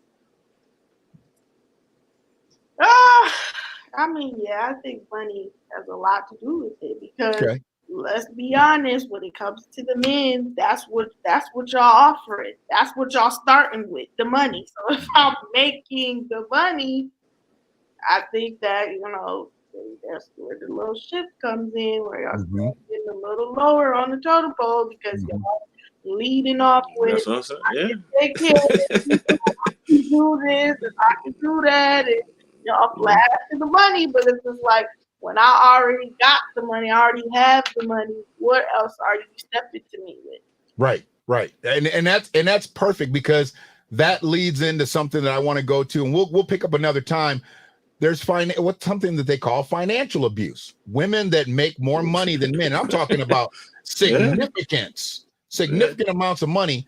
Whereas that man, because I know you like this too. When my money ain't right, dog, I ain't right.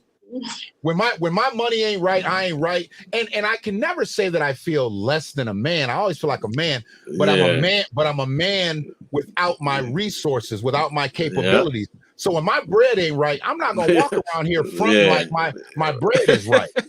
And the other thing with that is, I also know when my bread ain't right and I'm not doing what I need to do financially for my household, I got to pick up a little bit somewhere else. I got to do some different things. If I got more time on my hand, then their meals,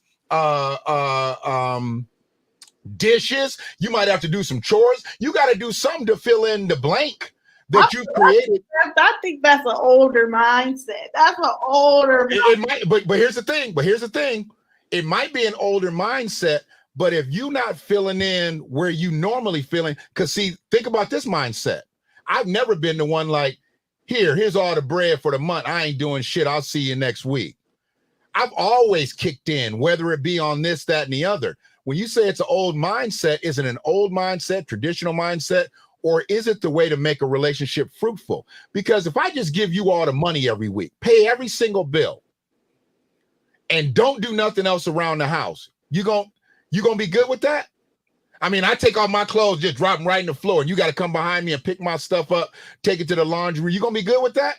Because I'm paying all the bills? But that's the thing. I would say the mindset that you just spoke of, I'm saying it's older, it's mature. It should be like that. If you lack it somewhere, you pick up somewhere else. But today's society, money is, you gotta come with that, like straight up, Okay. So it's just like, you would think, you would hope that if you dealing with somebody, you dealing with the man, and you making a little more money than him, you would hope that he would pick up around the house a little more, maybe cook a little bit, whatever. But that's where the problem come in, and that's where the power of the power dynamics of the women, being up here, because the man isn't picking up around everywhere, the woman doing it all, the money, taking care of the house. So now again, I feel like that's where the domestic comes in, the domestication of, okay, I'm doing all this, and you're not meeting me where you're supposed to be, and you still not picking up over here, but you want me to respect you in this kind of way, but you really not giving me nothing to work with. So he's got the money, but he don't spend it. He don't take care of bills. He go buy Jordans. He go buy video games. He go buy, all the clothes and stuff like that. Because you know what? You know what else got you? That fly look got you. You like the way he dressed. You like the way he looked when you met him. So you didn't learn a lot of stuff about him. He showed you all that, and then y'all got into a relationship. See, that's why I think a lot of young women, if you can, Go meet his mama. Go meet his daddy. Go see where he came from. That'll tell you everything you need to know before you get deep with a man. But a lot of y'all don't even meet the parents. You don't even meet the parents, and you sitting up here with this clown who's really perpetrating. Because anybody that puts you in their life on a daily, weekly, monthly basis, and you never meet their mama, they live in a lie anyway. They would generally want you, because you know what? If his mama raised him right, he gonna want some of them traits that his mama had to drip down on you. You know, he wants you around for when she cooked that good chicken. He wants you to know what them secret recipes is, because he ain't gonna be at mama's house no more for the chicken. You gonna be making the chicken. Are you gonna be making the chicken, or Popeye's gonna be making the chicken, or KFC gonna be making the chicken? He grew up on home cooked chicken. Well, it's funny you say that, because I feel like black people talk about how they don't want their woman to be their mama, but y'all looking for those mama qualities. They say that. No, well, they say I'm not touching that one. But I will say this though, is that I think that there has been a lot of demasculation as well. Because even with the man staying with the woman, because hey, they did it in our day. They did it for generations. Absolutely. But the woman still respected that man because he walked around that house as a man. They wasn't sharing hair care products. They wasn't wearing the same, you know, there was a lot of differences to the point where you still had that aura, you know, that, hey, I know I may be mad, but that's a man. Right. So now it's looking at them like, you just a pretty boy. So I don't have that same, hold on, wait a minute. Like they really feel that they can beat you now, right? You see what I'm saying? Like, absolutely. That's what I'm saying. It's, right, you know, when we was coming up, they look at you and still know that that's still a man. Hell, like, a lot of the women out here outweigh the brothers now. You know what I'm saying? Right. You know, look, I'm gonna throw his stuff out while he gone. See, I'm gonna throw stuff out while he gone because that's still a man. Right. See, now they gonna wait for you. They wait for you to come through the door and put hands on you and throw you out. See what I'm saying? Exactly. So that's what that's. Well, I'm just. Hey, listen. The man has to be even exactly. You're right. That's what I'm saying. But this so he has to be able to hold himself to a certain standard of how yeah, you're right, and that's what we're talking about. That whole society thing where that demasculation part has kicked in. You know, when I understand they talk gender roles, I understand all that kind of stuff, but there's still things you need both sides to make a complete coin. Everybody was not equal for everything, and certain things don't go together. Just bottom line, because it would not work in any other situation, right? I mean, that socket not gonna work unless I have something to plug in it. It'll be over there. I can have power all I want. Right. If I ain't got nothing to plug it in, nothing's going to come on. I can't connect another outlet to it. Still not gonna get no power. So what I'm saying is certain things people just have to realize that it's not about hurting anybody's feelings or having a bad view. It's the natural order of things. That's all. Just the natural order. And I think we've lost all of that. I think we've lost the building a relationship is not what it used to be. And this is no disrespect to the younger generation, but because I think the younger generation does not see it in the home. We started in the home with domestic violence, but I think that's something that is missing now. We have our granddaughter a lot, okay? And one of the things that my lady and I talk about, we want. I'm hearing myself a second time. And one of the somebody's device. My lady and I, we talk about we want. Wow. Okay. You good? Okay. Yeah. So one of the things that we talk about is having the grandchildren see us, because really all they know us as is Grandpa and Coco. They don't know we're a couple. It's just Grandpa and Coco. Like, my granddaughter got mad. She got offended that I came and sat on my side of the bed one day. Because she looks at it as her side of the bed. When she's in there, it's her side of the bed. Yeah. And I'm thinking, and my lady's like, she's like, she doesn't realize like we're an actual couple. She thinks that you're Grandpa and you're always downstairs in the TV room. And then when she sees you come upstairs, she's like, she doesn't put together that we're together. I think a lot of times because of relationships, and this has nothing to do with whether it be heterosexual or gay relationships, kids have to see their parents. They got to see their parents. They've got to see the affection. At some point, they got to see a little bit of debate. They got to see not fights, debates, arguments, because they got to also see conflict resolution. Conflict resolution can't be a slap, can't be a hit, can't be a punch, can't be throwing stuff, you know. And I know that happens a lot in a lot of relationships. That's how kids learn how to resolve conflicts. We got a couple situations where my granddaughter done got bit by the same girl several times. I don't know if her mama and daddy are biting each other. I don't know why this girl, every time she resorts to biting, every time something happens between her and another child. I know she done bit my granddaughter a couple of times, and I'm thinking to myself, I'm ready to be like, look, you know, teach her a little conflict resolution, but I know I can't, so I'm gonna let it go. She's only 3. But when kids, if that's their way, if that's their go-to and their defense mechanism, that's learned behavior somewhere. Somewhere somebody taught her that that's how she diffuses a situation is by biting. With talking about relationships, if a man starts a relationship and he doesn't lay the groundwork with the woman and say, hey, if we ever get to a point where we're arguing, you know, let's try to handle things this way. If y'all don't lay them ground rules early, there is going to be stuff flying. There is going to be See, I'm bad with my tongue. I'm bad with my tongue. So I've always tried to not call women out their name, because I know if I call you out your name one time, we ain't never going back. I'll be quick to do it again and again and again and again. And I'm not going to call you the same name. I'm going to call you a different name each time. So it's going to get worse. It's just like, you know, so I've always tried to work not calling somebody a name. You know, I mean, you know, I call everybody motherfucker and I call everybody nigga, but I don't call a woman a B. I don't call her a C. I don't call her a H, because I know that those are triggers. Those are triggers. You call a woman a B, and you know what it is, Olivia, C or a H. Could be a W, but it's usually an H because you shorten it up.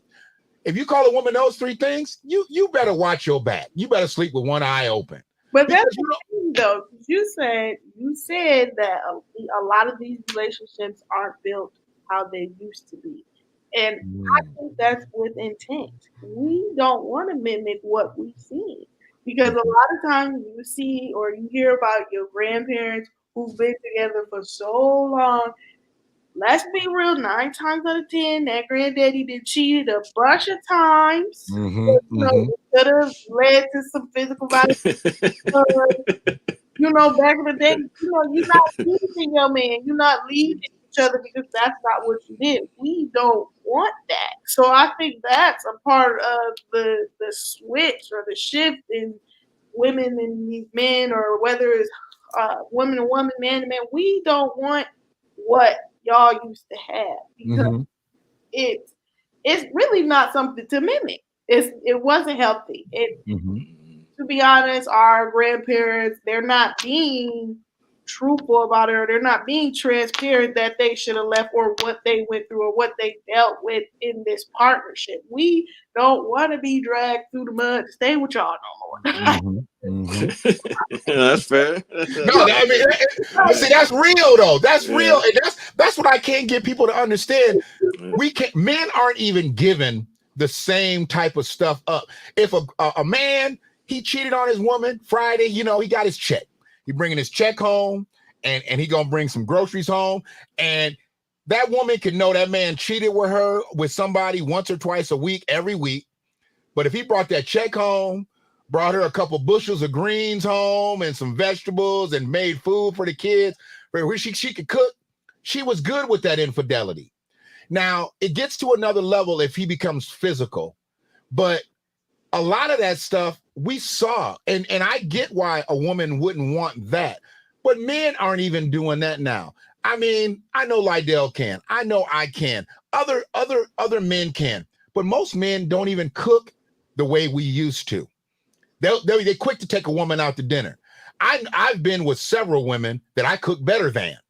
I've never looked down on them, but I was raised by a single mother who taught me how to cook. She was like, don't you ever let a woman dictate whether you eat or not.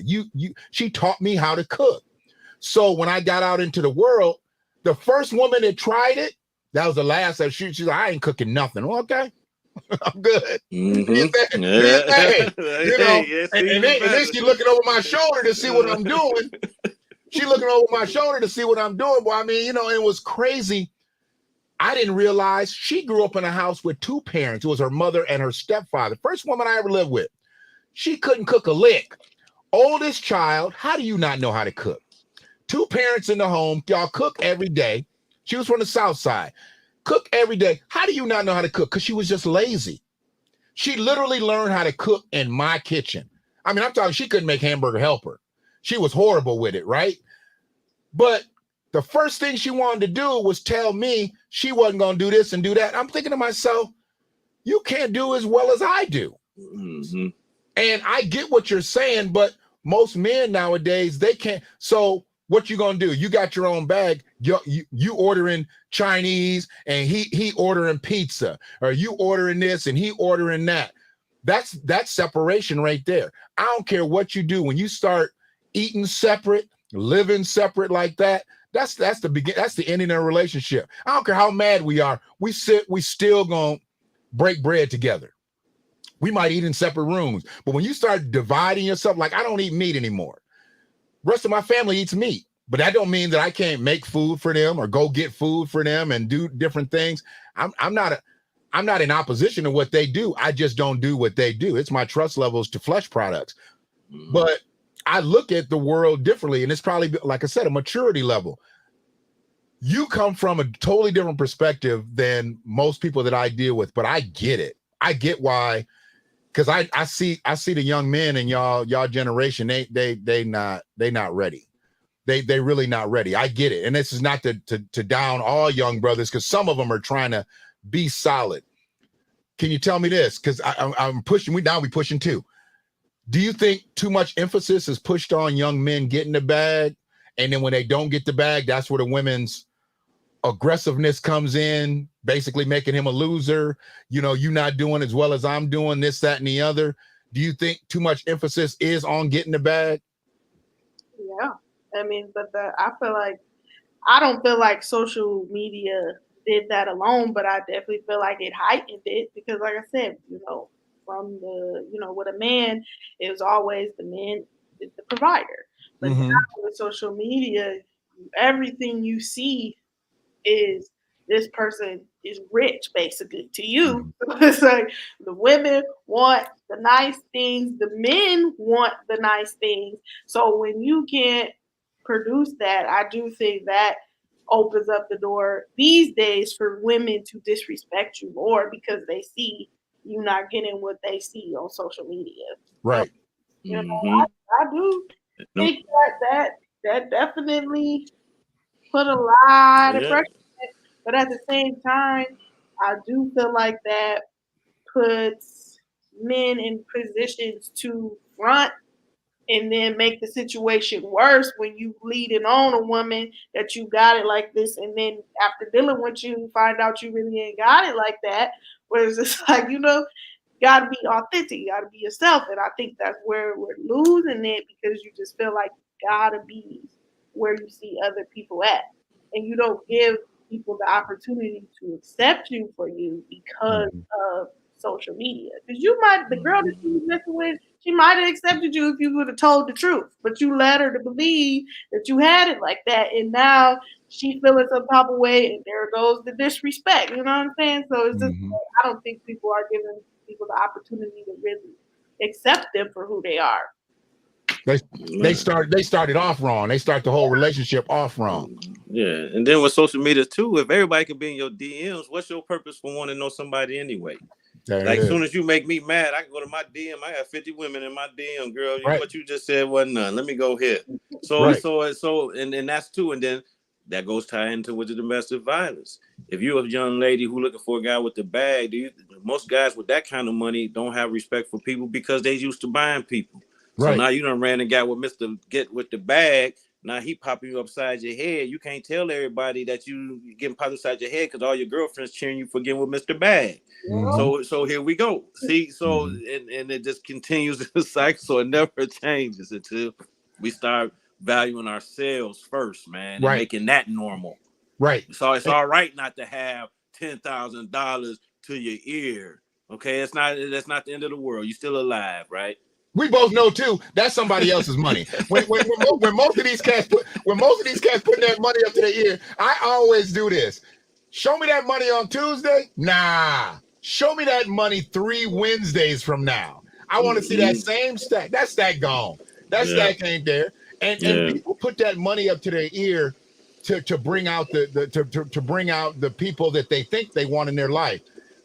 She ain't seeing nothing if that's all you doing is putting money up to your ear. She ain't seeing nothing, but she don't even care what you look like. She want that money that you got by your ear. Yeah. If you showing yourself hanging out the side of a Challenger, a Hellcat, whatever, counting money, and you Sam Flosstein, you got it all rolling. That's all. You're not giving her nothing else. You're giving her them fly clothes. You giving her that bag. Past that, that's what you attracted. That's what he wants. Yeah, and so now he think he a pimp because he got money. See, then he get the bag. Now he think he a pimp now, right? I got the bag now. I'm a pimp. So you know, pimp smack they women around. So it all comes into that whole mental health, the persona, right? Yep.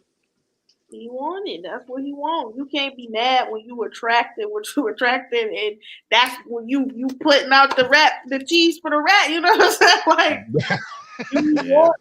you want that. So that's true. Take accountability for what's going on, what's happening. Well, that to me, in a nutshell, I think that's what happens with more than these relationships. And it's just not to strike her, but this is why I think that people like Megan the Mayor, I believe why she's had so many relationships. I think she is a conquest for people. I think she's a beautiful woman without all the makeup, without all the antics. But with all that stuff, she gives off this aura like she's this Amazon type woman. You want to go try to conquer her. So that's all the type of men that she's ever going to engage with until she comes out of the spotlight. Now I heard she's connected to the Kansas City Chief guy. He the white dude that likes the black women.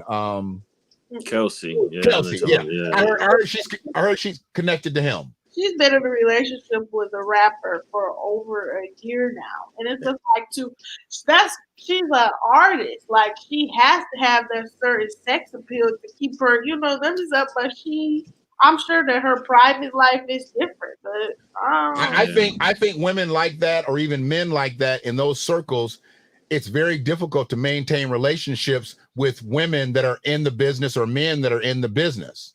Because of what presents itself. I mean, when you see your Jay-Z's and your Beyonce's, Jay-Z done cheat.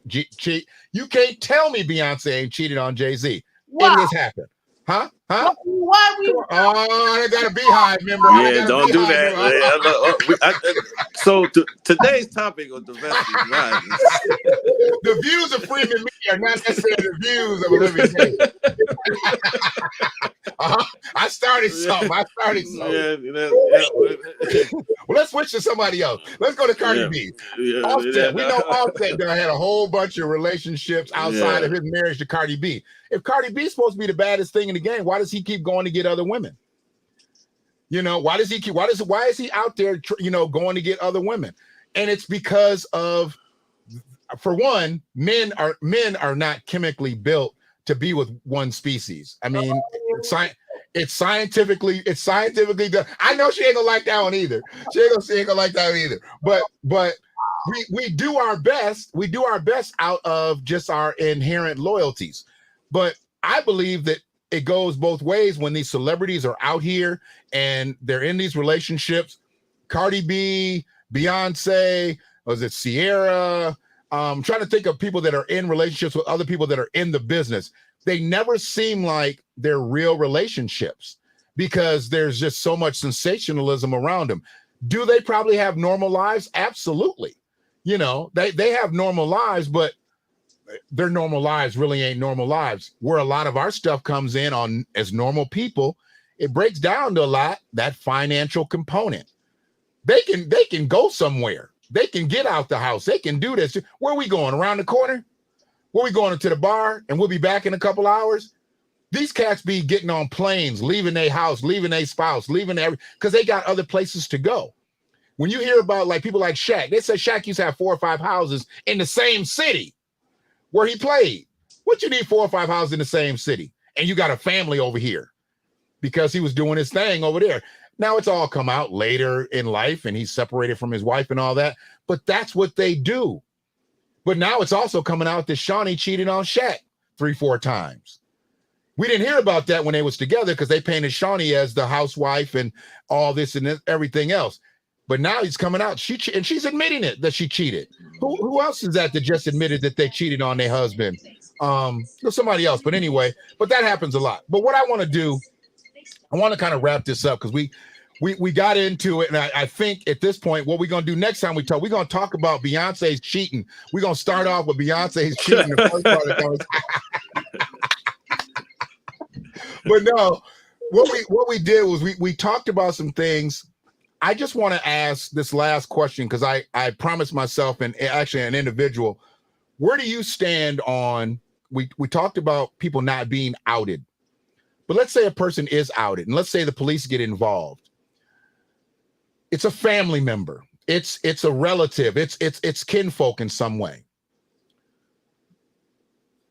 Do you go as hard on them as you would on a stranger, pressing charges, showing up to them court appearances, reading a letter at the sentencing? Because we know it happened. We know it did it. They're guilty.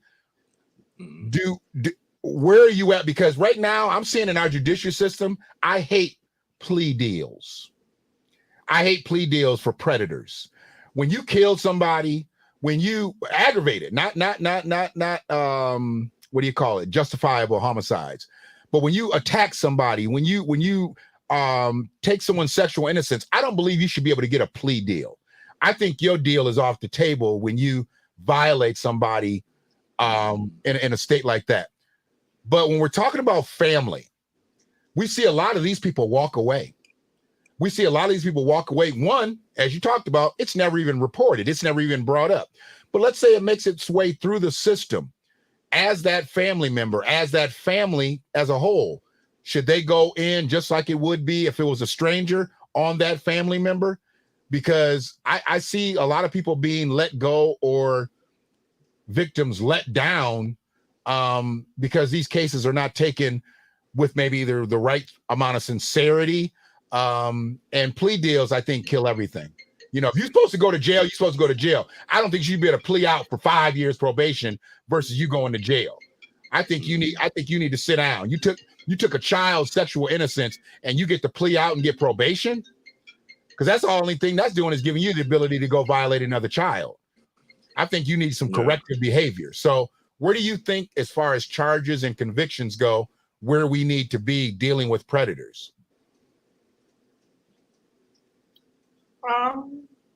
I think at that point you charge them like a stranger. But it's like at the end of the day, when it gets to the courts, it don't even be up to you no more. You will just only hope that they, get the sentence they deserve. But like you said, when it comes to the plea and whatever the case, and it depends on what judge you got, so it's so many factors that comes into how much time this person is gonna get. But I would hope that they get held accountable. Absolutely. Well, I'm going hard in the paint because, like I said, whether it's a family member or not, I'm responsible for the community in which I live in. And if you one of those people who is a cancer, quote unquote, to the community, that's what I'm responsible for, and so because that's just the way that go, because that means you still inside our family as well. And I'm also responsible for, hey, my kids' friends when they come around here. You understand what I'm saying? I'm responsible for Miss Johnson across the street that baked the cakes every other week. I'm still responsible for the community in which I'm in. So no one gets no free passes from me. Okay. I mean, and I just believe that there needs to be more pressure put on these politicians, these prosecutors that have this way of feeling as though that they can justify some of the activities that have happened out here. We have individuals in this community that that violently rape their children, and they walking around on the streets, and that actually never really did any real prison time because they made plea deals to protect the nature of their crimes. That protected them. That didn't protect the child. Yeah. That protected them. And they out here flowing in the community as if they ain't never did nothing. But once I know you a predator, you ain't getting close to mine. You ain't getting close to me. I don't have nothing positive to say about you. But then we got our prosecutors and we got our people all around that embrace these people. I'm like, how you embracing somebody that fucked a kid, man? How you putting yourself in a position?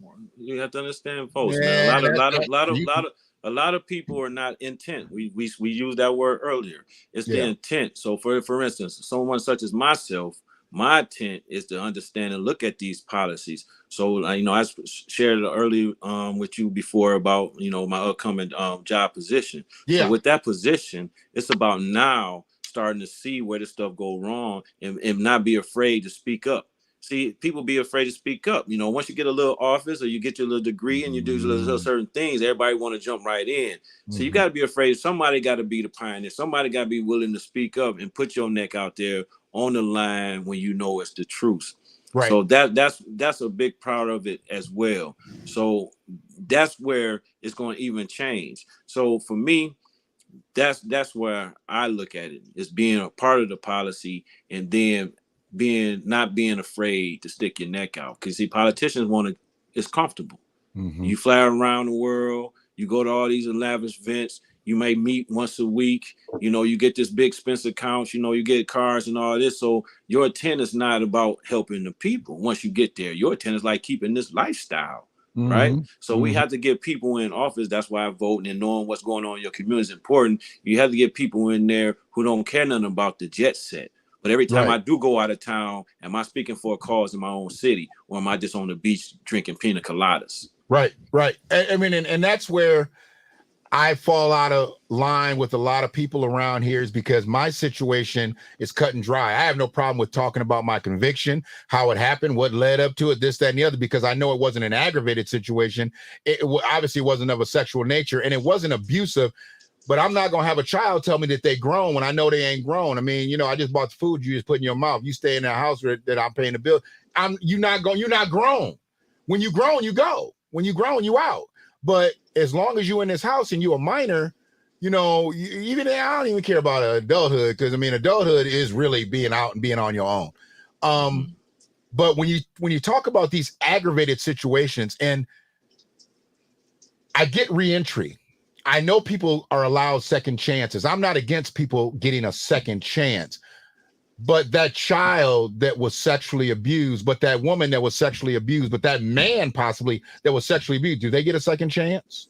What are you saying to the victim when you allow that predator to be able to stand face to face with them in the same society? I'm sorry, but if you committed sexual crimes in Washtenaw County, when your ass get up out of prison, you can't live here no more. We can't take the chance of you actually coming face to face with your victims no more. And wherever your victims move, here's all the states where all your victims are. These are states that you can't live in, motherfucker. That's the way I believe. And I know the laws ain't gonna never change the way I want them to change. But how you let somebody be right in the same city where they abuse children and still out here manifesting? They shouldn't even be able to come back. I know we're supposed to know where all the sexual predators are, and they got these offender sites, and you can know. I don't care. They shouldn't be able to come back to the same area that they preyed upon. So you want all those people exposed, man? Absolutely. And that's what I'm saying. So you about to have the whole judicial system, the city government, everybody exposed for all their wrongdoings. You would have to shut the city down and have votes for everybody, all new positions, man. Okay. You might be about to get that. We're not about to get it. We're not about to get that. I get that, but it don't make it that it's not right. I know. I'm just saying, but that's why it's continued to happen, because I gotta let you out because you know something on me. There you go. And if I prosecute you for that, somebody somewhere know, and they done called me already. Like, yeah, I heard you got John in there. But I heard we know 15 years ago. Remember when you was with Lil Pay Sue and Oh yeah. See, and so that's what keeps people quiet, because everybody's got a secret on somebody else. But that's what I'm saying. You got to have people now who are transparent, or don't have. But then, how many people out there have that right intent, right? And so that's what that's the problem. I'm finding more and more not to have it, and it's an unfortunate situation. And I don't blame a specific political party, because I believe the Democrats are too lenient on violent crimes, and then I think that the Republicans are stupid on violent crimes, because whenever I see somebody that's overt against this and overt against that, next thing you know, here you come up in, he's all against all these crazy laws dealing with pornography, this, that, and the other. Next thing you know, they confiscate his computer and he got child porn all over his computer. That's what I'm saying. Yeah. So anybody that's that far this way with one thing generally got something to hide. Anybody that's that far this way generally got something to hide. Doesn't mean that they're both predators or even something to hide. That's why I just always try to play it right where I'm at. I try to play it right, and I can't. Pour into survivors. You have to have the resources pour into the survivors so that their life isn't controlled by what happened to them if they do happen to run into their predator. That's why you get them in therapy, get them the resources so they know how to handle their triggers, because like you said, we're not going to get everything that we want, and we know that we live in a messed up world and people get off for things every day. So that's when you have to make the decision to be accountable for you moving forward. Yes, this happened to me, but how do I make sure that I can continue to live my life and not have what happened to me keep me in this box? Right. All right. Well, I mean, that to me, that Olivia came off like ridiculous today. Once we got really warmed up in here, that's why I think the next time we talk, we're just gonna let her just control everything, because she came off very quiet and not really understanding the landscape. But once she got warmed up, that's where you can be here with me. That's where, obviously, I am not one of those people that I don't hold this regimented state on my cast. I want people to be free. If you end up cussing, it's not a bad thing. But the main thing is, I need people to know, people like you, like you said, y'all not CPS, y'all not the police without a badge. Y'all literally are there to help, and you're not sent to help. You're meant to help. You doing this out of y'all could have been anything. Y'all don't have to be social workers. Y'all could have been anything. And y'all could use these social work degrees in other realms. You specialize in elderly. Lydell specializes dealing with children. But you could be social workers up and down the spectrum. Doesn't matter. You're just where your niche is. You're where you're best needed at this point. I mean, and I see you, Olivia, 20 years from now, having people work underneath you, being able to give them this crazy energy that's out here in the early 2020s, all the way into the 2040s and 50s. You're going to be able to show people like, this is going to be, prehistoric times for you, but all the stuff that's going to be happening, years later. Whereas Lydell and I came from an analog state. I mean, where we didn't write with styluses, we wrote with pencils. Number 2 pencil, we wrote with a blue ink pen. Now you're writing with a stylus, and at some point we're gonna get into the age of, is it 10G, where they say we'll just be writing basically in the air. You'll be able to have stuff. I mean, that's coming. We're not gonna be touching devices in a minute, but you've got to be able to function on all of these levels, because people are just like that too. You're elderly people, they're analog people. Lydell students are digital students. But you got to be able to mesh all that together. And he gives them the best of both worlds, because he was an analog person, so he can slow you down, but he's also astute enough with the digital stuff to be able to be right there. You, like I said, I know Grady, I know your daddy. So your daddy's an old soul. So I know you was raised right. And all due respect to your moms, you was raised right. So you know how to put a person back on their heels if you need to too. See, that's the other thing. You're not dealing with people from the perspective of, I'm a 25, 26-year-old woman. No, you've got history. which makes you more of an older soul, which makes you more mature than your years. So you just have to keep doing what you're doing. People are going to just gravitate towards you because this fly-by-night spirit, this digital spirit, it's all coming and going. But that person that has been rooted in their family and they know life for real, those are the people that are going to last. You know, I mean, I see old men out here now trying to dress like they 30 years old. And I'm like, shameful. It's just shameful. I see a 60-year-old man in skinny jeans is just shameful.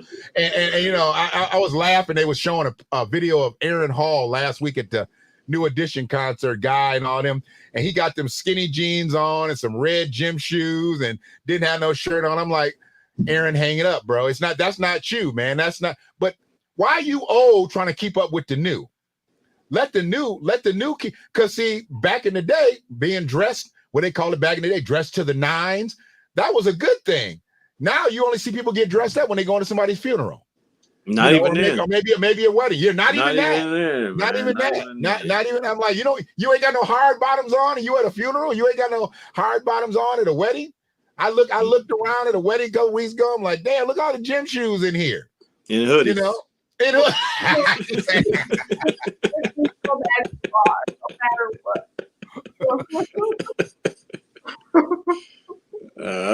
Yeah, so but man, I appreciate y'all. Y'all actually came through on this discussion. I needed to open this dialogue up because there's so many different things I want to talk about on domestic violence, but we'll give it more time next time and be able to focus on certain topics because what's happening out here, I don't think it's getting better. I don't think, and as social workers, we're not going to talk so much about domestic violence every time, but I think a lot of it happens with a lack of resources, a lack of education, and obviously a lack of respect. You gotta have a lack of respect for individuals that you abuse. You have to, and that's whether it be a child or whether it be your mate. There's a genuine lack of respect. You don't abuse somebody you respect, and you don't abuse somebody when.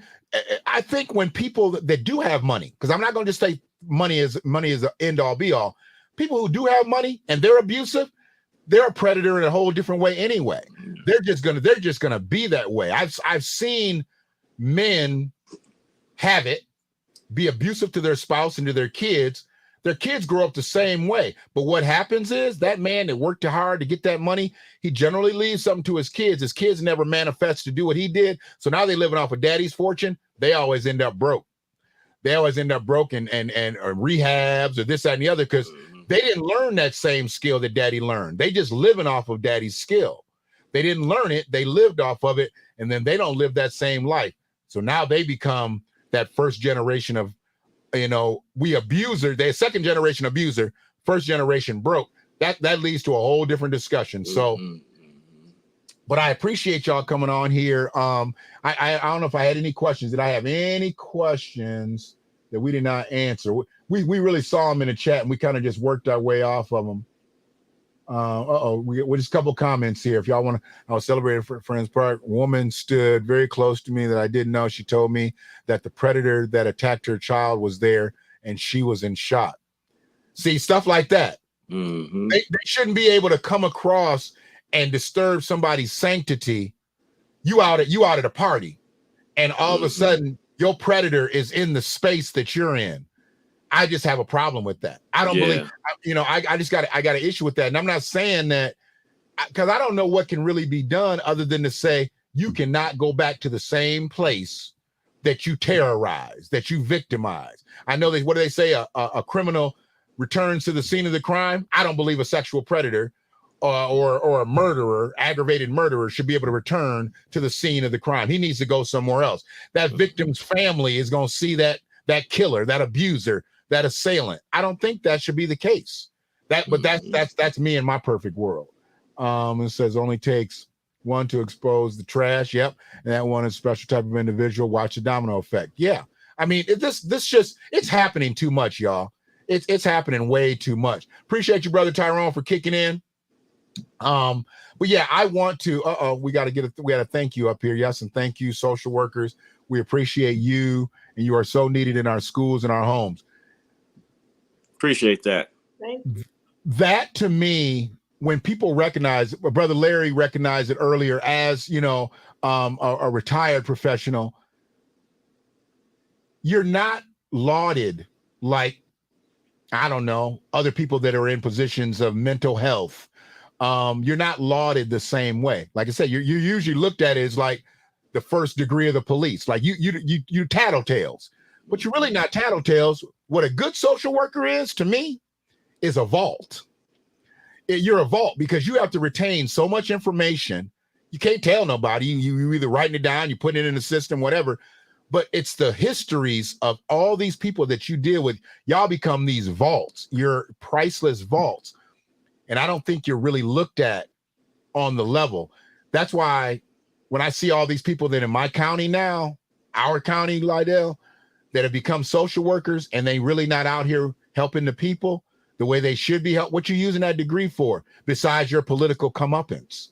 Because that's the easiest way to become a politician in Washington County. Now, just get your social work degree and they'll vote you in. They'll vote you in. You get that social work degree. I'm gonna have to move, man. I have to move back then. Man, I can get you on city council in a heartbeat. Then you'll be a board of move back home. Yeah, let me start branching up the campaign. Give me a couple of years. Give me about 2 more years in the prosecutor's office. I'll be ready. Hey, and you know what? The crazy thing about it is if all these people just did not what I wanted them to do, what they needed to do, I would never have no heat for them. But when I see you out here politicking, but you only want to use that social work degree, because let me get this down here real quick.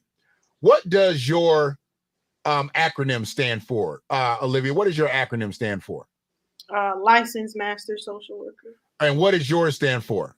I'm limited. I got a limited license. Yeah. Limited license. Yeah. Okay. Yeah. So there's an L, there's an L, and there's an LL. Okay. Yeah. So Niecy got the big dog. You know what I'm saying? I'm still working on mine. She has technically more credentials than you do. She can move me out the way. Hey, you slide over, little fella. You know what I'm saying? And, let me come in, you know, and do this thing right here. She was trying to overtalk you a little bit earlier. She was like, pipe down. Credentials.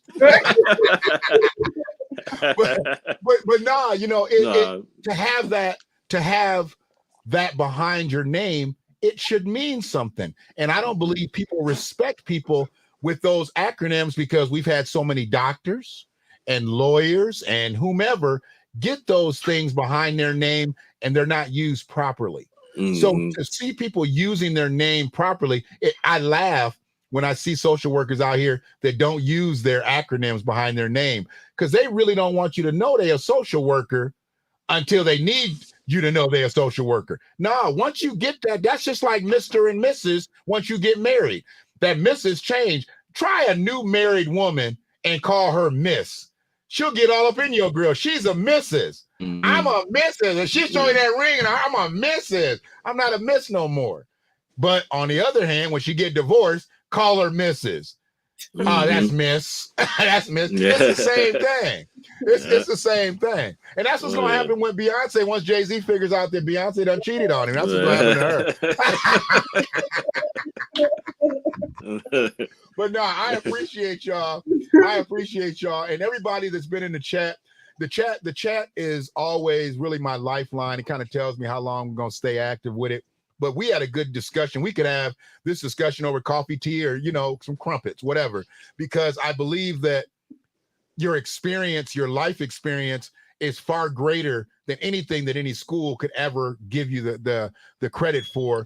And the directions that you're trying to put people in, it's genuine. So that means a lot more to me than just bringing some talking heads on here and trying to stay on topic on this. No, we kicked the Willy Bobos. That's just what we did today. So it's a beautiful thing. So I appreciate y'all and let y'all get on with the rest of y'all Saturday. But Olivia, it was nice meeting you. When you talked to your daddy, telling you met Crazy Shannon. He knows me as Buff or Shannon, you know. Yeah, you know, to say, you know, I was online with Buff, Daddy, you know, he'll be like, what? So But and Dell, hey, now that I know you in ATL, okay, so I'm good. I just make sure I get my Airbnb near you. So I just make sure, you know, wherever you at, I just make sure I get my Airbnb near you when I come on down. But y'all be good today, man, and just you keep them elderly people uplifted and make sure that you stay in their way, because you know there were people that came before you that did not care as much as you care. You know. No. Children have CPS and adults have APS. So a lot of people don't know that. Right. I mean, and you know, it's so crazy to me that people think that it stops. Like once you're a child, you have no protection. No, there is adult protective services, and there are angles for you to be able to work that. And it's unfortunate for either that have to be used, but there are necessary situations that if you do need that as an adult. Yeah, it's not child protective services anymore. It's not CPS, it's APS. And, you know, I wasn't astute enough today to put the 1-800 lines on here because I really wanted to be more of an informal thing. Next time we come on, we want to talk more about specific situations that happen within our world. And then I just really want to hear your social work minds. I won't be catering to one subject. This domestic violence thing's just been on my heart because I see so everybody and to more of the people stuff, the politics, and the stuff that really moves or stops our worlds out here. So I appreciate y'all. Y'all get on with the rest of y'all Saturday. We'll chop it up real soon. All right, appreciate it, man. Thanks for having me on, man. All right now.